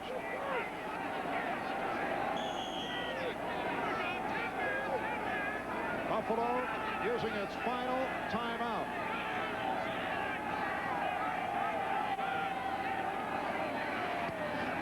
And the low snap handled by Aguilar. And a beautiful play by the one-time Buffalo Bill, Chris Burkett, who has had an enormous day, both on special teams and as a pass receiver. There's Aguilar with the hug of Burkett. What a play, downing it inside the 5. And it just makes it extra special for Chris Burkett because he's had so much to do with the Jets win here, and it's been a long time coming, and I'm sure as much as anyone on the Jet team, he feels gratified with their finally getting over the hump and taking one from the Bills. 97 yards with no timeouts in 53 seconds is a monumental task. And Kelly pops it up. It is broken up by Brim. We're down to 46 seconds. That pass intended for McKellen.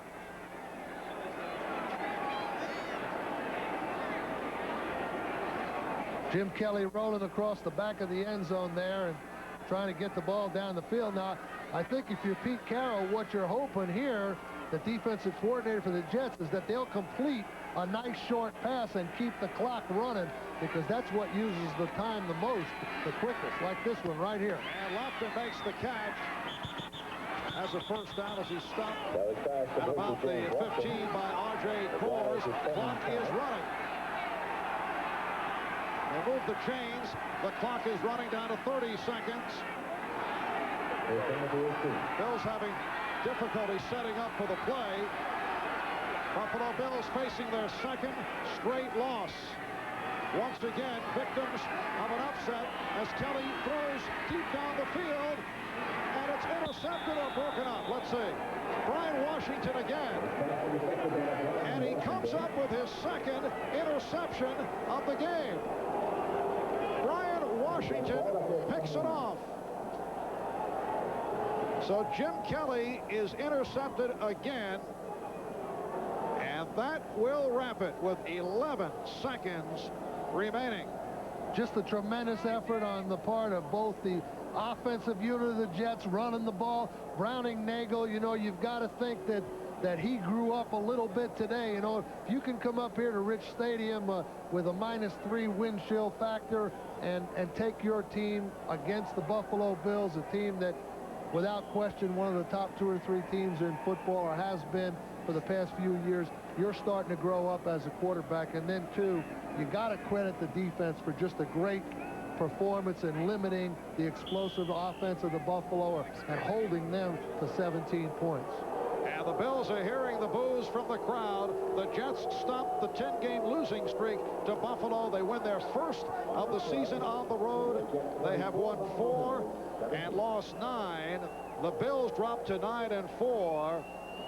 An inspirational afternoon for the New York Jets, who dedicated this game to their partially paralyzed teammate Dennis Byrd. And as we mentioned earlier, good news provided from the hospital yesterday that Dennis showed movement in both legs, also able to flex his thigh muscle, and that was passed on to the Jets at a team meeting before they boarded the plane to Buffalo, and that provided a big lift for this ball club. Well, it certainly did, and for all the bad news and bad luck that the Jets have had, maybe that's turned around a little here, not only with the news about Dennis Byrd, but with also the victory over the Bills. And now Buffalo players joining the Jets in a prayer for Dennis Burr. This taking place at the center of the field. Talked about the compassion shown by the Buffalo Bills for the injury that was suffered by Bird, and they're joining hand in hand with the New York Jets. Well, without question, there is compassion on both sides, and as I said in the pregame, it's such a small fraternity. There are only 1,500 players, and they identify directly with one another, and there you see a very, very strong and vivid example of that identification. An emotional scene here at Rich Stadium in the aftermath of this Jet upset victory over the Buffalo Bills. And this, the interception by Brian Washington, his first of 2 on the day. This, the game winner. Washington with interception number 5 on the season. He finishes up with 6, and he ran that in for the touchdown. Defensive coordinator Pete Carroll, a very happy man, as the Jet defensive unit came up very big in this victory over the Buffalo Bills. Stay tuned now for the Old Spice NFL Live postgame report with the latest on all the action from around the league, and then on most of these NBC stations it'll be game 2 of our NFL doubleheader. Most of you will see Miami and San Francisco. Others will watch Kansas City play the Raiders or San Diego and Phoenix. For Bill Parcells, this is Marv Albert saying so long from Buffalo, where the Jets defeat the Bills in a stunner. Now to Bob Costas. Marv, thanks very much. And besides the Jets victory over Buffalo, which you just saw, other games in progress, we want to get you updated before we either say goodbye for the day, if you're leaving us now, if this is the end of the football coverage on NBC, or for most of you, before we send you off to the second half of the doubleheader. The Eagles over the Vikings, 28-17. This one is late in the fourth quarter. Randall Cunningham has had a big day on the ground, approaching 100 yards rushing, and he has 2 rushing touchdowns. Seth Joyner just picked off a Sean Salisbury pass, brought it back 22 yards for a touchdown, and that appears to be the clincher for the Eagles. Looks like they'll go to 8-5, and Minnesota will drop to 9-4. Pittsburgh and Seattle has just ended. The Seahawks had the ball. They were desperately trying to put something on the board, and just a moment ago it ended. The Steelers win it 20-14. Barry Foster had 33 carries for 125 yards. He is, of course, the league's leading rusher, and his 4-yard touchdown run with 2:22 remaining gave the Steelers the lead, and eventually they were able to tack on a Gary Anderson field goal from 39 yards out to pad that lead. 20-14 is the final score. So the Steelers have won 4 in a row. They're 10-3, and they're undefeated at home at 6-0. And very importantly now, they hold the best overall record in the AFC, with Buffalo losing.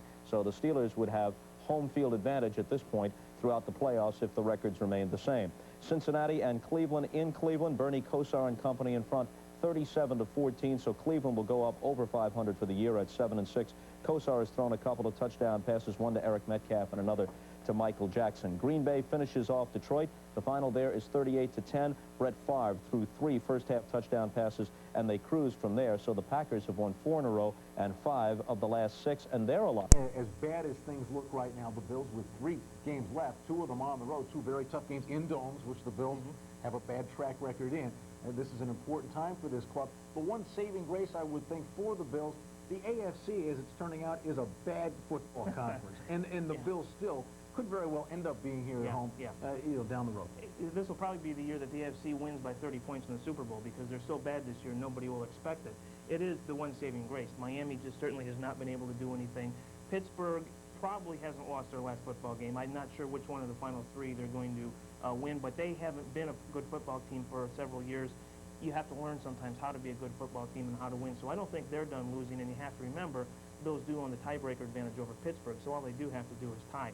The reality is, I think this is a conference that probably is going to go right down to December 27th before anything is decided. The Bills haven't clinched anything yet. They haven't clinched playoffs, much less home field or anything like that. We call it a bad conference. The NFL calls it parity. Yeah. Okay. Pete Rozelle is a very happy man somewhere. I don't know where, but... All right, Brian, next week, the Denver Broncos in town, and we'll check with you next Monday to see how the Bills fare against the Broncos, and we'll be back with you in a moment here on the Empire Sports Network to wrap up Bills on Monday.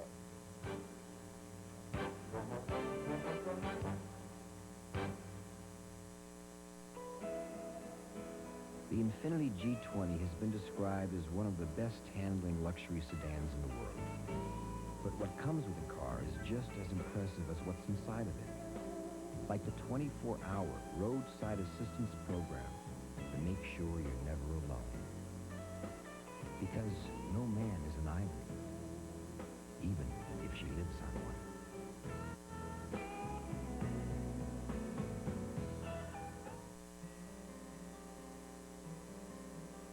Think about what you want most at Christmas. It's all at Eastern Hills Mall.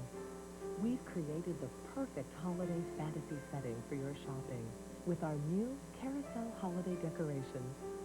It's all in the midst of Western New York's most irresistible mix of department and specialty stores. The only thing missing is you.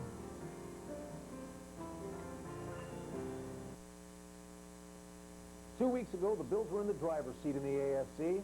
Now, after two disappointing losses, the Bills are riding on luggage rack. It's a matter of whether or not they can regroup Saturday against the Broncos here at Rich Stadium. Denver comes to town, a team also desperate for a victory. So we'll see how the Bills make out against the Broncos, and we'll join you next week to talk about it here on Bills on Monday.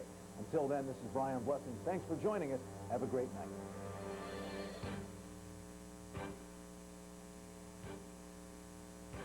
Bills on Monday is brought to you by Milk for Health on the Niagara Frontier.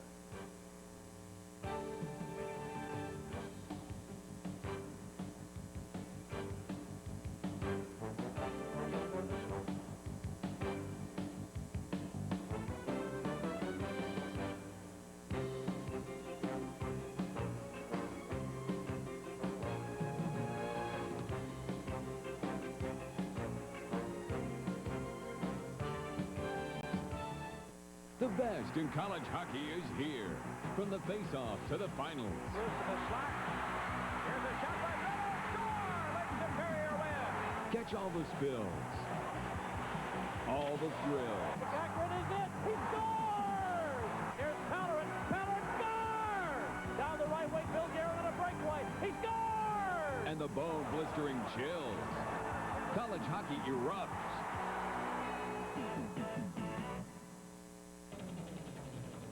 Some beer companies pour their money into expensive beach commercials.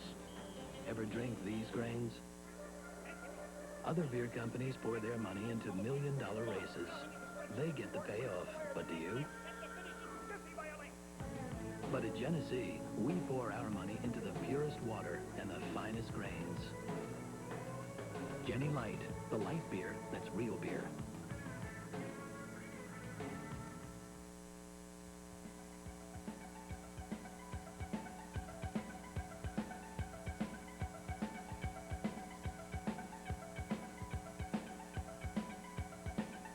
The Bill Polian press conference is brought to you by Jubilee Foods. You're going to love what we've got in store. News Radio 930 WBEN. Empire Financial Services. It's time to let your money work for you.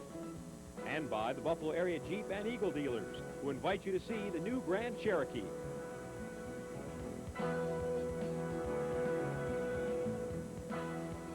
Good evening, I'm Paul McGuire, and welcome to the Bill Polian press conference. It's not a happy day in Buffalo. Boy, everybody kind of gets upset when they take it off.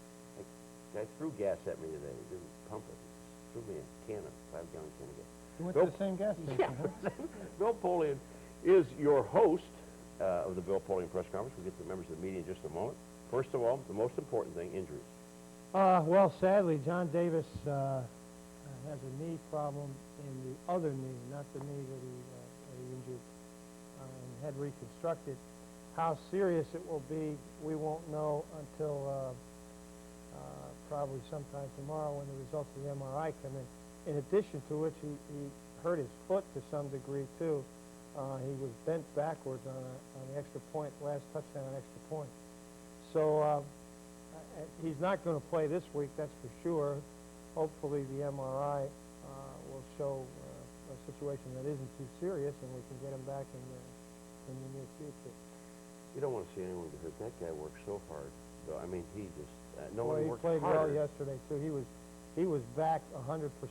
Interestingly, I didn't check this on the calendar, but I'm sure I'm correct. It's almost a year to date from the injury. And boy, he played well yesterday. He really was. The old John Davis was back, so it's a blow. But we'll just have to overcome it. He will. If anybody can, he can. Anybody else? No. Everything else is good. I'm gonna let these guys take over in just a moment. I just have one question. I didn't see the game. I was in L.A. watching the Raiders kill Kansas City. I mean, totally destroy the #1 power running team in professional football, folks. Let me say this. If you don't think things happen, and Dwayne Bickett, I'll go back to him, some 10 weeks ago, said people don't know how difficult it is to win a game in the National Football League. Kansas City Chiefs, after the half, had 8 yards rushing. At the end of 3 quarters, they had 6 yards rushing. At the end of the game, because the final play that they ran was a draw play that gained 9 yards, they ended up with 17 yards rushing. Now, this is the best rushing team. It's supposed to be one of the best rushing teams in football. So, with that, I'm not making an excuse for yesterday. That's terrible 2 in a row. Well, it's tough. It's tough.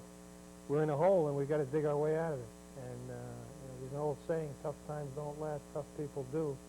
And we've got a lot of tough character people on this team. I'm confident we'll come out of it. But we've had some tough times, no question. I mean, you could do this for an hour, but a quick evaluation of the last 2 games. Well, 2 different games. 2 different games. Indianapolis, we were out of focus. We didn't play well, really, for reasons that had to do with ourselves more than, I suspect, than anything else. Yesterday, the offense played well pretty much throughout, except for some pass blocking breakdowns at the very end of the game. Other than that, they played darn well in conditions not at all suited to our offense. The defense played well in spurts, but gave up 2 humongous drives. The one at the beginning of the second quarter was particularly hurtful because, as we'll get into later on, with the wind blowing up to 45 miles an hour, as it does once or twice a year, you're in a Canadian Football League mode there where you're playing for the wind, and when you've got the wind and you've got them pinned back, as we had on their 10-yard line, that's the time to really capitalize and break the game open, and we weren't able to do it. So it's frustrating. The defense is, you know, in those particular spurts didn't play well, and we've got to correct that. One thing I heard Marv say today, I was watching an interview, and I agree with him.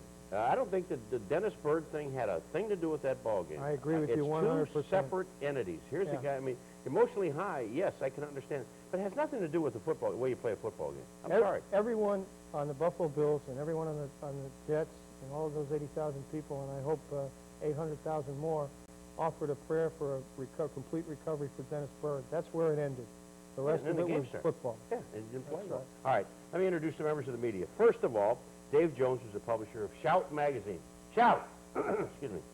And also, Ron Fleming, sports editor and editor of Fine Print News. Hi, and Ronnie, you're up. No, what I want to bring out is this point. A lot of times people look at a game such as, well, the last 2 games. You said they were different games, and I agree with you on that. And I disagree with you in reference to the adrenaline factor in terms of the Jets as far as the fact of Byrd being hurt is concerned. Only from the standpoint is when you're on the field, you really don't pay attention. As you say, the game goes on, but when you're off the field, you may think about it at that point in time, which gives you an indication as to whether or not you can go in there and play a little harder. But the point I want to make is, in terms of the Bills are concerned, losing 2 games, I'm sure that when you go in and talk with the players in terms of getting their mind right for the remainder of the season and knowing as a professional you want to take 1 game at a time. But are you at the point whereby you say, look, we're in first place, we're a 9-4 record, not too bad in the AFC and as far as the division is concerned, and try to get the team molded going into a positive attitude more so than just looking at mistakes in the last 2 games? Do you try to wipe them out? We have to be positive. We have to be positive. That's paramount. But in terms of the record, that's not what we'll do, because Marv and everyone in our organization believes a lot like John Wooden and Bob Knight, that it's not who you play, it's how you play. You play against the standard that you yourself have set. And we didn't play Buffalo Bills football these last 2 weeks. There's no 2 ways about it. We've made mental errors in both games. We've not been physical enough in both games, although, as I say, they're separate games. You know, we haven't done the things it takes to win. We didn't win the turnover battle yesterday. We didn't capitalize on some breaks that we got, particularly in the way of turnovers. So we didn't play Buffalo Bills football. What we're going to say to our team every day from here on out is Don't worry about the scoreboard. Don't worry about who's doing what. Don't worry about the standings. Let's play Buffalo Bills football. If we do that, we're going to be all right. We're going to be fine because we've got a good football team. I don't think anyone disputes that. What we have to do is play to our capability. And it's awfully frustrating for everybody when you don't. I mean, I don't blame people for being frustrated. I am too, and so is Marv, and so are the coaches, and so I know are the players. I was with a lot of them today. But how do you correct that? Well, you don't correct it by lashing out or by singling people out or pointing fingers. You correct it by getting back to the basics, focusing on what you have to do on each and every play. I'm going to carry on a little bit with Ronnie. Bill, is there any one thing that you're seeing? I mean, is there a pattern? No, there is no pattern, which is scary. Well, I don't know if it's scary as much as it's frustrating because you can't put your finger on it. I mean, let's be honest. Since we've been here, since we've built this team into a champion, we've never lost the teams that we supposed to beat on a relatively regular basis. Now, it's happened 2 weeks in a row. That's not to take anything away from the Jets nor Indianapolis, but Bruce Coslett and Teddy would be the first to tell you that we had better people because they're all banged up, both teams. So it's frustrating and it's puzzling. How do you correct it? You correct it by going back to the basics, by shutting out all the outside influences, by concentrating on only what you have to do and doing that to the best of your ability. That I know. That's the cure. If we didn't have good people, then I'd really be worried. But I know we have good people. And you don't have injuries either, so I mean, that's not a problem. That's right. David? Well, just going on what Ron said, do you feel, or how hard is it for the players to stop like a mass panic? I mean, 3 games left, many of them feel they're under the gun. How hard is it, Bill, to keep them in focus, and how easy can it be just to spread where it's mass panic, where they're not executing well and things can just fall apart? Because this is such a critical time right now, obviously. Well, obviously there's panic all over the place, not among the players and coaches and staff for the Bills, but everywhere else. There's panic in the media, there's panic in the call-in shows. People have written the season off. But I remind you that on this very day, very calendar, not calendar day, but I think in terms of the week of the season last year, I was here answering questions about how bad we were going to lose the rest of the year because Scotty Norwood couldn't kick. And I said at that time, Scott Norwood will be fine. He's a professional. He's a strong person. Tough times don't last. Tough people do. Scott Norwood went 5 for 5. Everybody in the world panicked. I mean, there were headlines everywhere. Panic, Scott Norwood will kill the Bills, et cetera, et cetera. 5 for 5. Why? Because Scott Norwood's a great guy. Those are the kind of people we'll have on this team. Do we have to fight it? You bet we do, because it's very difficult when you live, we live here every day, and we hear the constant harping and the constant criticism and the constant panic. But, you got to fight that off. I want to add this. Now, coming off the Atlanta game and into the 2 stinky games, I call them that, were you back to the basics before the Atlanta game, and then we got off track for the last 2 games? But when you say back to the basics, you mean from the beginning, so to speak? Well, not from the beginning, but from the standpoint of what you have to do as a football player, what you have to do as a coach, what you have to do as a member of the Bills organization. We have a little saying that we drag out from time to time when people need reminding of things. It's called focus on football. Don't focus on anything else. FOF, focus on football. Focus on what you have to do. If you're an offensive lineman, focus on your assignment. Focus on your technique. If you're a coach, focus on what it's going to take to beat the Denver Broncos. Don't worry about down the road. Don't worry about whether this player will be good next year or the year after. If you're the general manager, worry about what you can do now to support the coaches and the players in winning. Don't worry about who'll be the 3rd-round draft choice 2 years from now. Those are the kinds of things that you have to do if you're going to win, and it's what good organizations done, and it's what we've done in the past. We've had experience with this. This hasn't been an all-downhill sleigh ride for the last 5 years. So we've had tough times before and conquered them every time. Let me say something that concerns me. I did the Raider game, and before the game, we talked to the Raiders. We talked to Tim Brown, as we know, a great receiver. And here's a team that was 3rd to last in giveaways, takeaways, the Raiders. The only 2 teams worse than them, New England and Seattle, who only have 4 wins. Get to my point. He said our biggest problem with this football team, we can't make the big play. And we're pushing. We're a better football team than than we're showing. But we're trying to do things that we're not capable of doing. He said, I catch a pass Instead of tucking the ball away where I'm doing the fundamentals, turn a field, I'm trying to reach to get an extra yard to help this football team. Bam, I get hit a fumble. The other team gets the ball. He said, that's the one thing about this football team, talking to Howie Long and different people on the team in our show. We got to make these guys realize, look, you know what to do, just do that. Don't try to do things beyond what you can do because we're struggling a little bit. Just do the fundamental things that you know how to do, the basics. And I don't want to see the Bills get in that kind of a mode where other guys, stronger guys are trying to do more than they're capable of doing. You can't do that. That's exactly the point that I was making.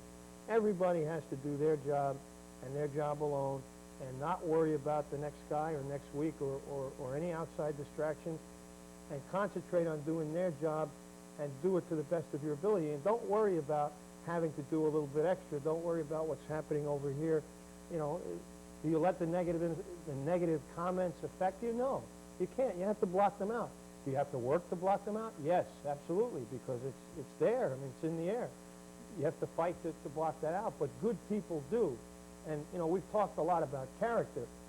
I've talked a lot on this show about character, how we want people with character on our team. Well, we have people with character on our team, just like Scott Norwood, and they'll overcome it.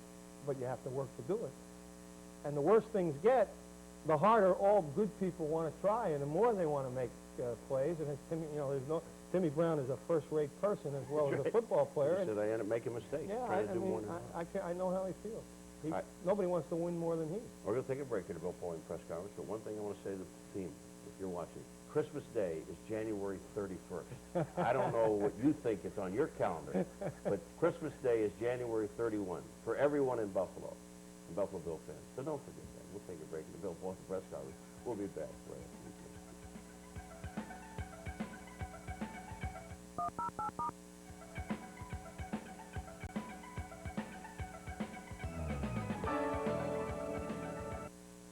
A beautiful new window can frame your world and save on your energy bills. Let the window experts at DeGeorge show you how. Our maintenance-free windows have solid vinyl framing and thermal pane glass to keep the cold winter air out. Visit our showroom at 1049 Military and transform your old windows into beautiful new ones without disturbing existing walls. All work is backed by a solid staff of qualified installers, no subcontractors. Call DeGeorge for a free estimate. We know where you are, no matter how far.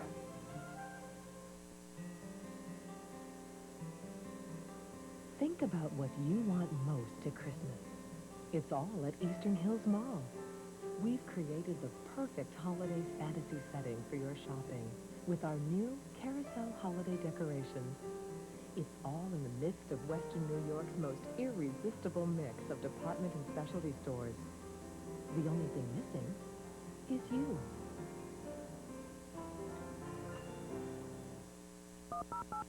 Not more taxes. Is that possible? As your accountant and friend, I think you should talk to the experts at EFS. Can we invest without paying more taxes?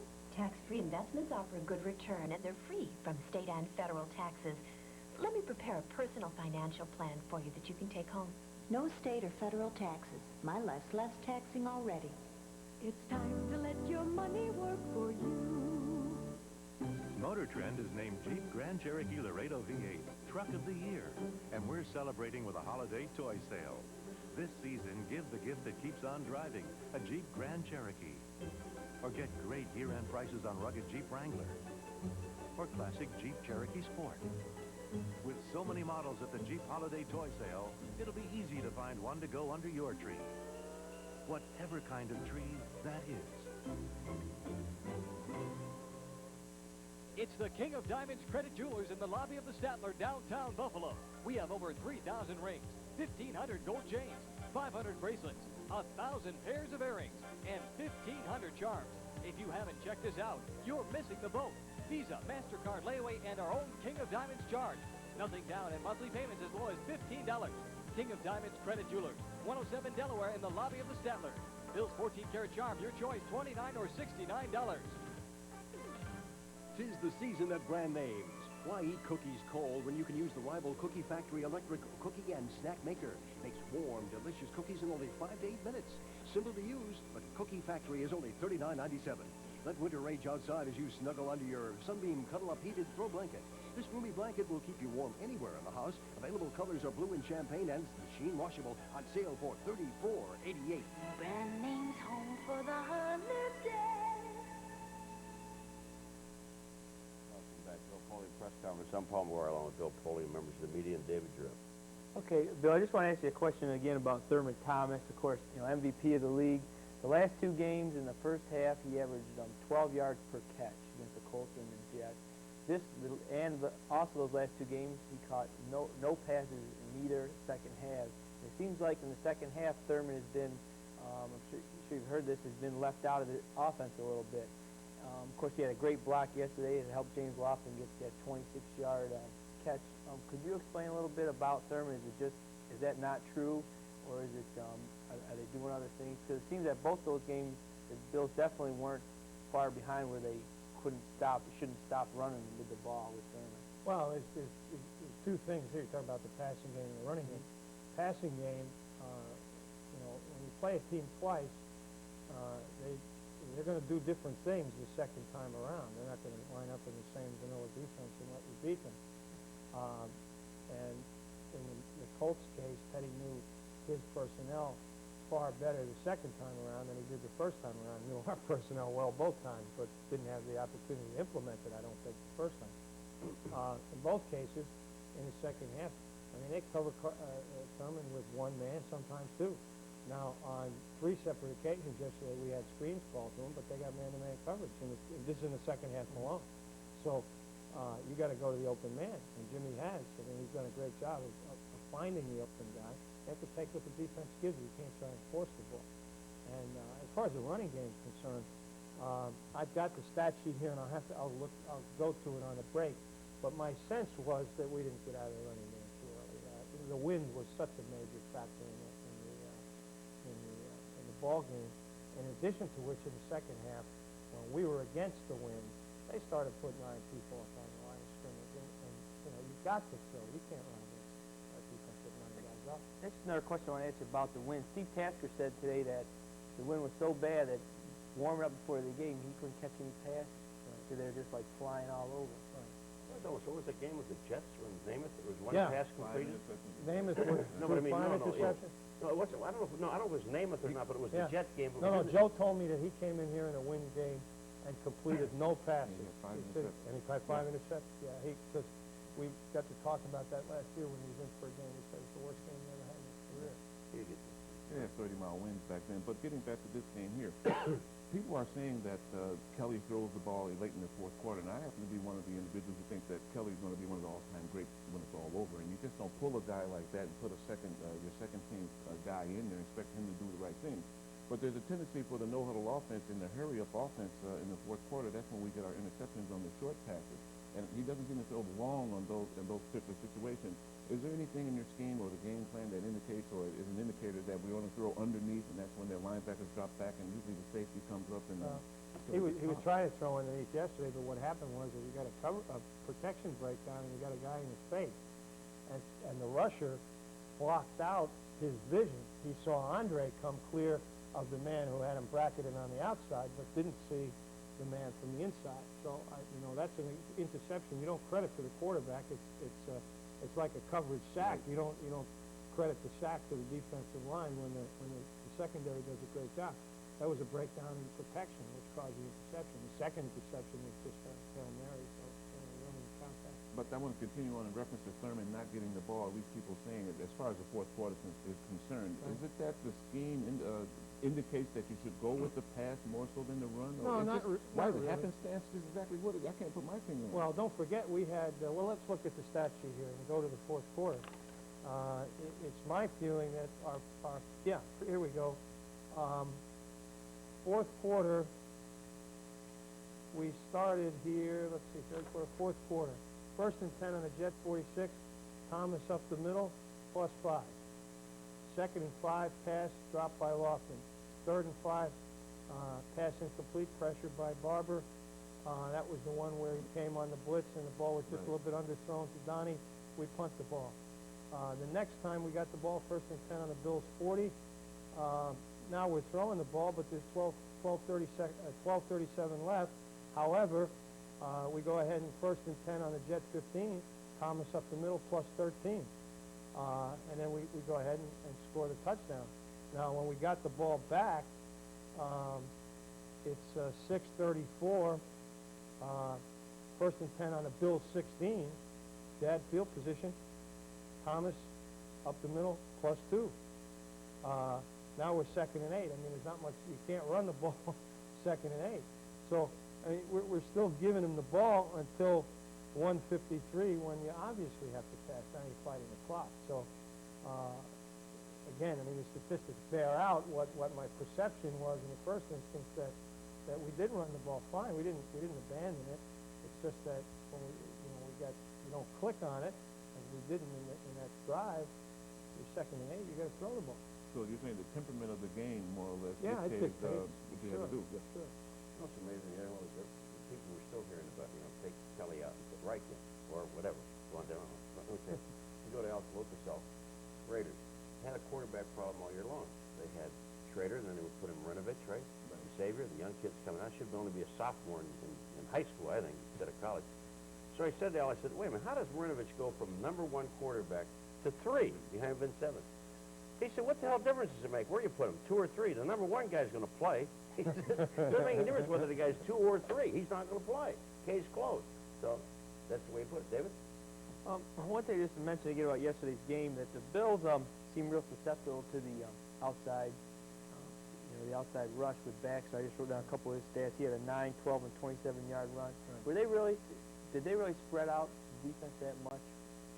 It wasn't a question of spreading the defense. We had, on the big runs, I think, if I'm correct now, on all 3, we were supposed to make a defensive adjustment on the field. It didn't get done. As a result, we ended up with the wrong kind of force situation. And it's a mental error. And you're not going to win when you make mental errors. But there was nothing wrong with the scheme had we adjusted as we should have, but we didn't. Mental errors, as anybody who's played the game will tell you, are killers. And that's what happened. And all of those plays, plus the draw on 4th and or 3rd and 17, big draw for 15 yards, you can't allow those and win. It's just that simple. Bill, now, if there's one thing that I'm listening to here that's really going to be discouraging to me, is that when you're in week 14 of the season and you're making mental errors, I mean, something's wrong somewhere. The guys making, that's the only thing that's going to kill you in a football game. Right. Because there's only one thing that these guys are paid to do, and know what's in that playbook, and know what to do. And when you start making mental errors at this time of the season, there's a problem. Yeah, well, it isn't a happy circumstance when we do that. But it's easily correctable. Don't make mental errors. That's something in reference to the mindset of the team going into a game. Going into the Atlanta game, were you able to determine the practice going in, whether or not there was some change in attitude in reference to the other 2 games? No, we had good practices before Atlanta. We had good practices before this game. And that's generally the indicator for mental mistakes when you have a bad practice. So there has to be some indicator as far as, like you mentioned, the 3-play breakdown. It's been my experience that practice is not an indication of how the team's going to play. First of all, I think it depends on your practice philosophy. If you practice to practice, in other words, to get ready and prepared for the game and practice the things you're going to do in the game, there's going to be a certain amount of errors. I mean, that's why you repeat a play. You don't go through every practice perfectly. We've had weeks when we did. Miami was one of them. The second Miami game was one of them. There are some weeks when you come out of practice and you say, boy, we're going to play great. But those weeks are few and far between. Most of the time, it's not an indicator at all. I disagree. I think practice is an indicator. Generally speaking, the way you practice, that's how you go into a game, mentally speaking. So that's not anything I think that will cause us to go to war over. But no, you're entitled to your opinion. Yeah, but I think the practice has a lot to do with the way you go into a game. I really believe that. Well, how you practice, I'll agree with this. I mean, if you lollygag around and fool around and don't pay attention and don't run through things crisply, yes, I will agree with that. Right. We never do that. We never do that. This Bills team, Marv has said it practices better than any team he's ever had. The reason is because he had these guys from day one. This team practices crisply every day of the year. So from the time we enter training camp until the time the season ends, we have good practices. So it's really no indicator. There's no lollygagging around or doping off. All right, now what about this point? Is it that the team is down on itself? Coming out of the 2 games that you just had, there's a tendency to blame, and we had a bickering problem 2 years ago. Well, nobody's pointed any fingers. Nobody's pointed any fingers, and I heard someone say last night in the media that nobody's pointing any fingers, but we're ready, you know, and I guess certain people would like to see fingers pointed, but that won't happen. That won't happen. If it's been around the horn before, and I would think that wouldn't be a problem. This team's not down on their teammates. I think, if anything, we're all collectively down because we haven't played as well as we should have played. But that's correctable. I think the most important thing is the one thing you said right at the beginning before we take a break. Get rid of any distraction. There's nothing but football for the next month and a half. Amen. And that's it. And forget about all the other outside stuff. You haven't got time for that. You're only paid to play. You're not paid to think either. We'll take a break here. No Polian press conference. We'll be back with phone call. Guests on the Bill Polian press conference received gift certificates from the following: Bobby O'Brien's Tavern on the Green at Briarwood Country Club in Hamburg, New York. The Buffalo Hilton at the waterfront. Delta Sonic Car Wash. No spinning brushes will touch your automobile.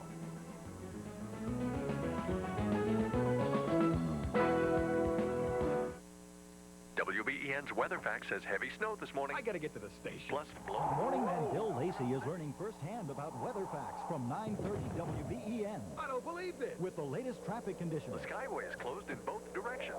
Official school and business closing. Rescue dog closed for business today. You too? I don't believe this. And Buffalo's exclusive weather facts forecast. Even a chance of lightning, believe it or not. No. Yes. News 9:30 WBEN. Next, Bill Lacey on the Good Morning Show. Believe it. Bills fans know their team has the right stuff. So does the Buffalo Bills Report, the official publication of the Bills. Marv Levy and Bill Polian appear each month in Bills Report. And you can read about Jan's Smoke Shop and Restaurant on Bloomingdale Road in Akron on the Tonawanda Indian Reservation. Great home cooking at affordable prices. Wait till you taste the soup, the sandwiches, and those homemade pies at Jan's Smoke Shop and Restaurant. You'll eat up Bills Report, too. Just call 648-9597. That's 648-9597. Bills Report. Once you pick it up, you won't be able to put it down. Shop Dick's Clothing and Sporting Goods for the best selection of gift ideas at the guaranteed lowest prices. See Dick's jam-packed holiday tab in Sunday's paper. You'll find something for everyone on your list. Like great exercise equipment. Or how about golf? We'll have you driving for show and putting for dough. Plus, nobody beats Dick's footwear department. We run circles around the competition. And we have more clothes, sweaters, jackets, and jeans than you can imagine. That's why Dick's is everyone's favorite store. Jubilee, you're gonna love what we've got in store. I really like shopping here a lot. Service is great. The sales are terrific. It's a beautiful store. I love their meat department. I think Jubilee's customer service is very good. People are helpful, they're friendly. I like that they offer the carry-out service. I do my banking here also. Very convenient. I don't shop anyplace else but Jubilee.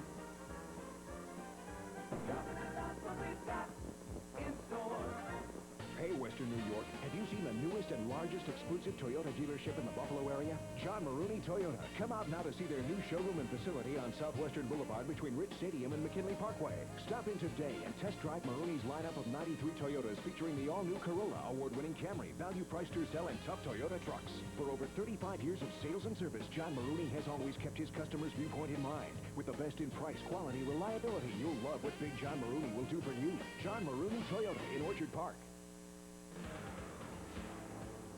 It's a college basketball bonanza, Sunday afternoon on Empire Sports Network. At 3 o'clock, St. Bonaventure battles the Hofstra Flying Dutchmen. Then at 6, Game 2 slates the Canisius Golden Griffins against the Robert Morris Colonials. In game number 3 at 9 o'clock, the UB Bulls take on the Niagara Purple Eagles. Empire Sports Network is the home of the best regional college basketball action. And it all starts Sunday at 3. Welcome back to Bill Polian Press Conference. I'm Paul McGuire along with Bill Polian, members of the media. And you're on the Bill Polian Press Conference. Go ahead. Yes, I have two questions. First of all, is there a problem between Jim Kelly and Andre Reed? Personality conflict of some sorts? Because it seems to me that he doesn't look towards Andre at all anymore. He seems to glue to one receiver in the last 3 weeks. First of all, it was Lofton. It was Reed 3 weeks ago. Last week it was Beebe. This week was Lofton. Is there any reason that he glues to one receiver? And my second question is this team afraid to get to a third Super Bowl and have a chance to lose 3 in a row? Thank you. Okay, let me answer the second one first. I would hope so. I mean, my heavens, no one is afraid to go to the Super Bowl. I'll say this. John Elway said it far more eloquently than I. If you have a chance to go to the Super Bowl, there is nothing greater in sports. Nothing. It doesn't matter whether you lose or not. If you're the conference champion, that's one, and you've been to the Super Bowl, that's one of the greatest things anybody can accomplish in sports. And no one's afraid. There's no professional athlete that ever sets foot on the field that's afraid. That's just some concoction of somebody that wants to play curbstone psychologist. That's as fallacious as anything I've ever heard. It's laughable. All right, the question with Andre, good question. As a matter of fact, Andre and Jim are very close on and off the field. Andre is by far Jim's favorite receiver. They came into the league together. They grew up together as Bills. That's not to denigrate the other players, but he looks to Andre, you know, probably more often than some people would like to see him do. But they've clicked. They've become a magnificent combination over the years, as the statistics will point out. What Jimmy is doing now, that he is an experienced quarterback that maybe he didn't do in the past, is that when he sees Andre's double covered, as he most often is, he will go to another receiver. And if the defense is taking away a receiver, as they most often do with Andre, then you got to go to the others. And Jimmy's done a magnificent job of doing that. But they're close. Boy, they're on the same wavelength. There's times when Jimmy will put the ball in there and Andre will catch it simply because of the relationship they have, regardless of the coverage. So absolutely no problem. All right, I go around the National Football League and I talk to other people. Andre Reed is the most feared receiver in the National Football League. Indianapolis Colts, we knew before the game, they told us, not these guys, obviously, they were going to double and sometimes triple Reed. They were not going to allow him to get in the middle because he's one of 2 players in the National Football League that will actually go in the middle fearless. David? Well, just looking at the stats here, Reed he had the second most yards yesterday on a team interception. But just talk a little bit, Bill, about yesterday about the Bills' defensive backs. A couple plays that really we discussed earlier was one with J.D. Williams when he missed, didn't even really try to tackle Terrence Mathis in the first quarter. He had extra 6 yards. He thought he knocked the ball out. Right. And later on, again, with Kirby Jackson getting Christopher Kett dragged him for a few yards at one play. It seems that one week they play great, and the next week it's a little inconsistent. How do you build consistency into those defensive backs? Well, you got to work at it, and I think you have to separate. You have to work at consistency. On a tangible level. It's not something that you preach. It's something that you practice. Ron alluded to that earlier. Now, in the case with James' situation, I mean, he really thought that he had knocked the ball down. And as a matter of fact, he hit the ball. What it did was drive it deeper into Mathis's stomach. And so James came up with egg on his face where he really thought he had made a good play. And I guess 9 out of 10 times it would have been a good play. But other than that, I mean, I agree with you that the play was not at the level yesterday that it was in games past. You have to work at being consistent week in and week out. You got to work at it in practice. You got to practice your techniques. You have to, as I said earlier in the show, zero in on the very bedrock, the foundation of what you do, which starts with technique. Do you jam the receiver properly? Is your footwork proper? Are you reading your keys properly? Are you taking the right drops? Are you trying to run through the ball carrier each and every time you tackle him? Those are fundamental things that you start, that we all know you start on the first day of training camp. Sometimes over the course of a long season, particularly when you're tired or a little beat up or perhaps not as mentally sharp as you might be, those are the things that suffer. And it results in poor play. And what we have to do is get back to those, the concentration on those basics. We don't have to go out and tackle a dummy 500 times. Just got to go out and concentrate on the basics. Well, let me just ask you this extension as far as practice. Now, does Marv have the practice pretty much scheduled out exactly what you're going to do like a week ahead of time, or will he sit down this week and redo a few things for practice? He will sit. He does the practice schedule, the installation schedule, 6 months in advance. The practice schedule itself, the periods, don't vary from the time we leave training camp and begin game preparation through the Super Bowl. But he reserves the right and will frequently add a period, a fundamental period, a ball handling period, if he feels it's necessary. And I'm sure he'll do that this year. The Polian press conference, go ahead. My question concerns the defense, in particular the DBs. It seems that we're getting pretty good pressure on the quarterback with Bruce Smith, but it seems that, like, in for instance, yesterday's game with Brownie Nagel, he was able to get the quick pass off. Kirby Jackson, on a number of plays, seems to be playing a little too deep. I mean, that quick across the middle play was there all day long, and it seemed that I think Kirby might have been was he in a man for man against Burkett yesterday? On a fair number of occasions, yes. He seemed to be a couple steps behind, and I've noticed that in the last couple of games. Why wouldn't the DBs come up a little bit, play more of a man, tight man? So with the pressure that Bruce Smith is getting, you know, make them make a play, maybe have to throw the ball long. Well, I think your point is valid. Anytime you don't do well, you might look to do something else. But I do think it's a valid point. But there's even we can take it a step further, and it's back to what I said before. If your alignment's supposed to be 7 yards, but you got a lot of quick passes going on, you know, maybe you do come up and press. But if you don't, when you come up to make the tackle, you have to run through the man and knock him backwards, not allow him to fall forward and not allow him to come up for a big gain. I think regardless, your point has merit. The way we played it has merit. I can't argue with either. What I'm really emphasizing is it's what you do after the ball is snapped that counts far more than what you do before it's snapped. And we've got to work to be better on what we do after the snap. You know, my answer to the Reed question is that at the end of the year, and I'm a bottom line guy, when you look, 65 catches for Reed, All-Pro. Lofton, Beebe, 65 over 50 catches. Even Thurman, he's in fact going for a Jim Brown record we mentioned earlier in the year. Right. So that's my answer to that question. So I think as far as Kelly is concerned, he's as good at ball distribution because at the end of the year, they even out somewhat. The question I have in reference to the defensive scheme, I think that as far as our defense is concerned, we're doing the job because they're only getting 17 points or so. It's just that the offense usually averages 30 points a game, and they're not coming up to spunk on that as far as that's concerned. So it seems as though the imbalance is found because we're not scoring enough points because we generally score 30 points. The other guys get 17, so we're holding in line as far as that's concerned. I don't see too much of a problem with the defense. What do you think? Well, we're gonna have a fight here. This guy's an old offensive player. Hey, I'm just linebacker. In any given game, be it football, basketball, baseball, hockey, I firmly believe, and I'm speaking from myself only, defense is the bedrock of all sports. Now, the switchboard will probably light up when I say this, but if they can't score, they can't win.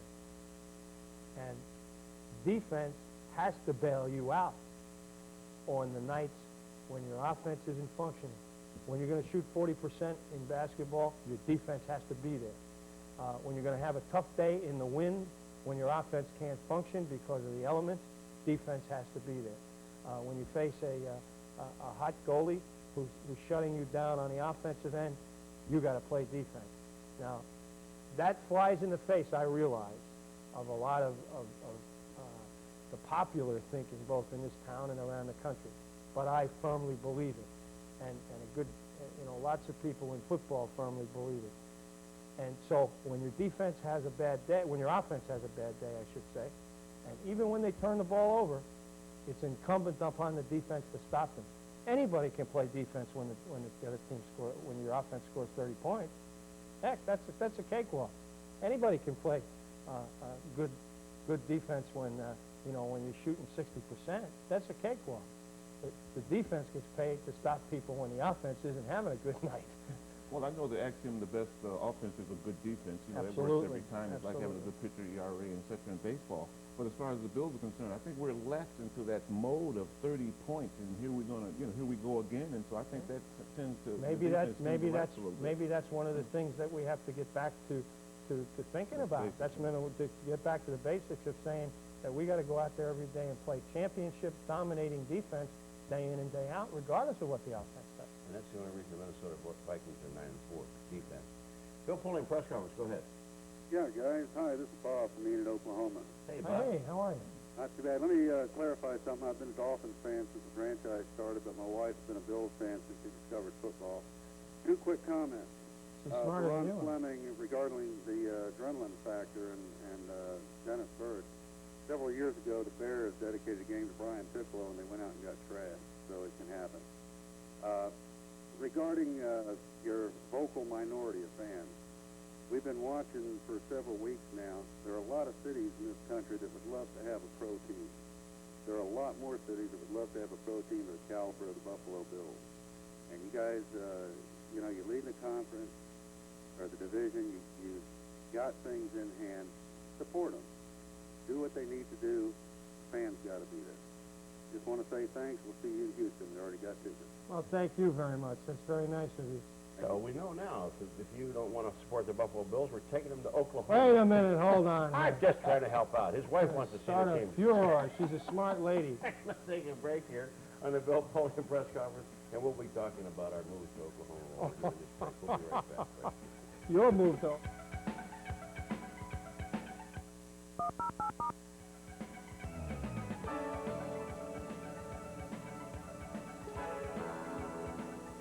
The best in college hockey is here. From the face-off to the finals. Here's a shot by Score! Lake Superior wins! Catch all the spills. All the thrills. Akron is it! He scores! Here's Pellerin. Pellerin scores! Down the right wing, Bill Guerin on a breakaway. He scores! And the bone-blistering chills. College hockey erupts.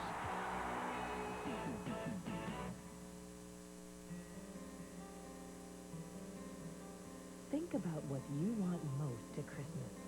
It's all at Eastern Hills Mall. We've created the perfect holiday fantasy setting for your shopping with our new carousel holiday decorations. It's all in the midst of Western New York's most irresistible mix of department and specialty stores. The only thing missing is you.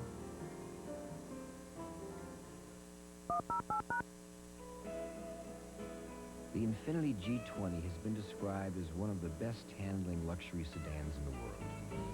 But what comes with a car is just as impressive as what's inside of it. Like the 24-hour roadside assistance program that makes sure you're never alone. Because no man is an island, even if she lives on one.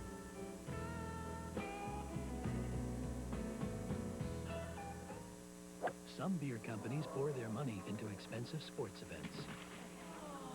That can be a trap for you. Other beer companies pour their money into commercials filled with bathing beauties. That can inflate the price. But at Genesee, we pour our money into the purest water and the finest grains. Jenny Light, the light beer that's real beer.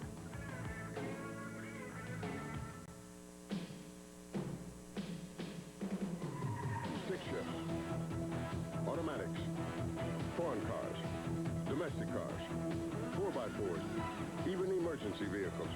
People bring their transmission problems to AMCO centers because they have the experience to tell the small problems from the big ones without mistaking one for the other. So no matter what you drive, if it's a transmission problem, bring it to the people who know transmissions. AMCO, AA, MCO. It's a college basketball bonanza Sunday afternoon on Empire Sports Network. At 3 o'clock, St. Bonaventure battles the Hofstra Flying Dutchmen. Then at 6, Game 2 slates the Canisius Golden Griffins against the Robert Morris Colonials. In game number 3 at 9 o'clock, the UB Bulls take on the Niagara Purple Eagles. Empire Sports Network is the home of the best regional college basketball action. And it all starts Sunday at 3. Welcome back, Bill Polian press conference. David. Okay, Bill, just to ask you another question. We're talking about the defense. Before we do that, just to make a quick comment on the phone call before about Bills fans. And the bottom line is the Bills fans, you know, they put their, and I'm sure anyone can say this, is they put their heart and soul into the Buffalo Bills, and that's why they're so concerned. And you mentioned earlier before, Paul, off the air, about how Bills fans, they definitely have genuine suggestions, and they're just, crazy about their team. Just trying to make, they're just making suggestions to help the team win. I don't, Sure. Again, the people that make derogatory statements are bettors. I'm firmly convinced of that. Guys that bet and lose, and they cannot, now they're mad at the team because they lost their bet. Don't bet. Well, I think the question now is like, well, to answer the caller, we got 80,000 in there every week for the past some odd years leading the NFL in attendance. So as far as the fans are concerned, the thing is whether or not the shoe is going to be on the other foot. Because when we have the 12th man put up on the wall, that means that when the Bills are down, are the fans going to stay up, or are they going to turn quote and be fair weather fans? That has a lot to do with it. I think that's a good point. And keep in mind, the caller used the right words, vocal minority. I'm not even sure that the people who make all the noise that we all know about on the call-in shows and other places are even at the stadium. We don't know that for sure. I don't blame anybody for being unhappy the way we played yesterday. That was not a good performance, no question about it. The question becomes, if you are a true blue Bills fan, if you're one of the people that takes pride in being the 12th man, what can you do to help the Bills win? That's what we say in the office. I say to everybody in the office, is what you're doing today or about to do going to help the Bills win? Focus on that. Now, does it help the Bills win to denigrate each and every player or whoever you happen to want to choose as the scapegoat of the week? No. Do you have the right to do it? Sure. Yes. No one questions that right. But it doesn't help us win. Does booing help us win? No. Certainly not. Do you have the right to do it? Yes. Would this team get a lift from having the 12th man behind them and having people pulling together and say, hey, we've gone through some tough times, we believe in you? Sure it would. It would help a great deal. That's up to each individual to determine what they have to do, just as we have to determine what we're going to do.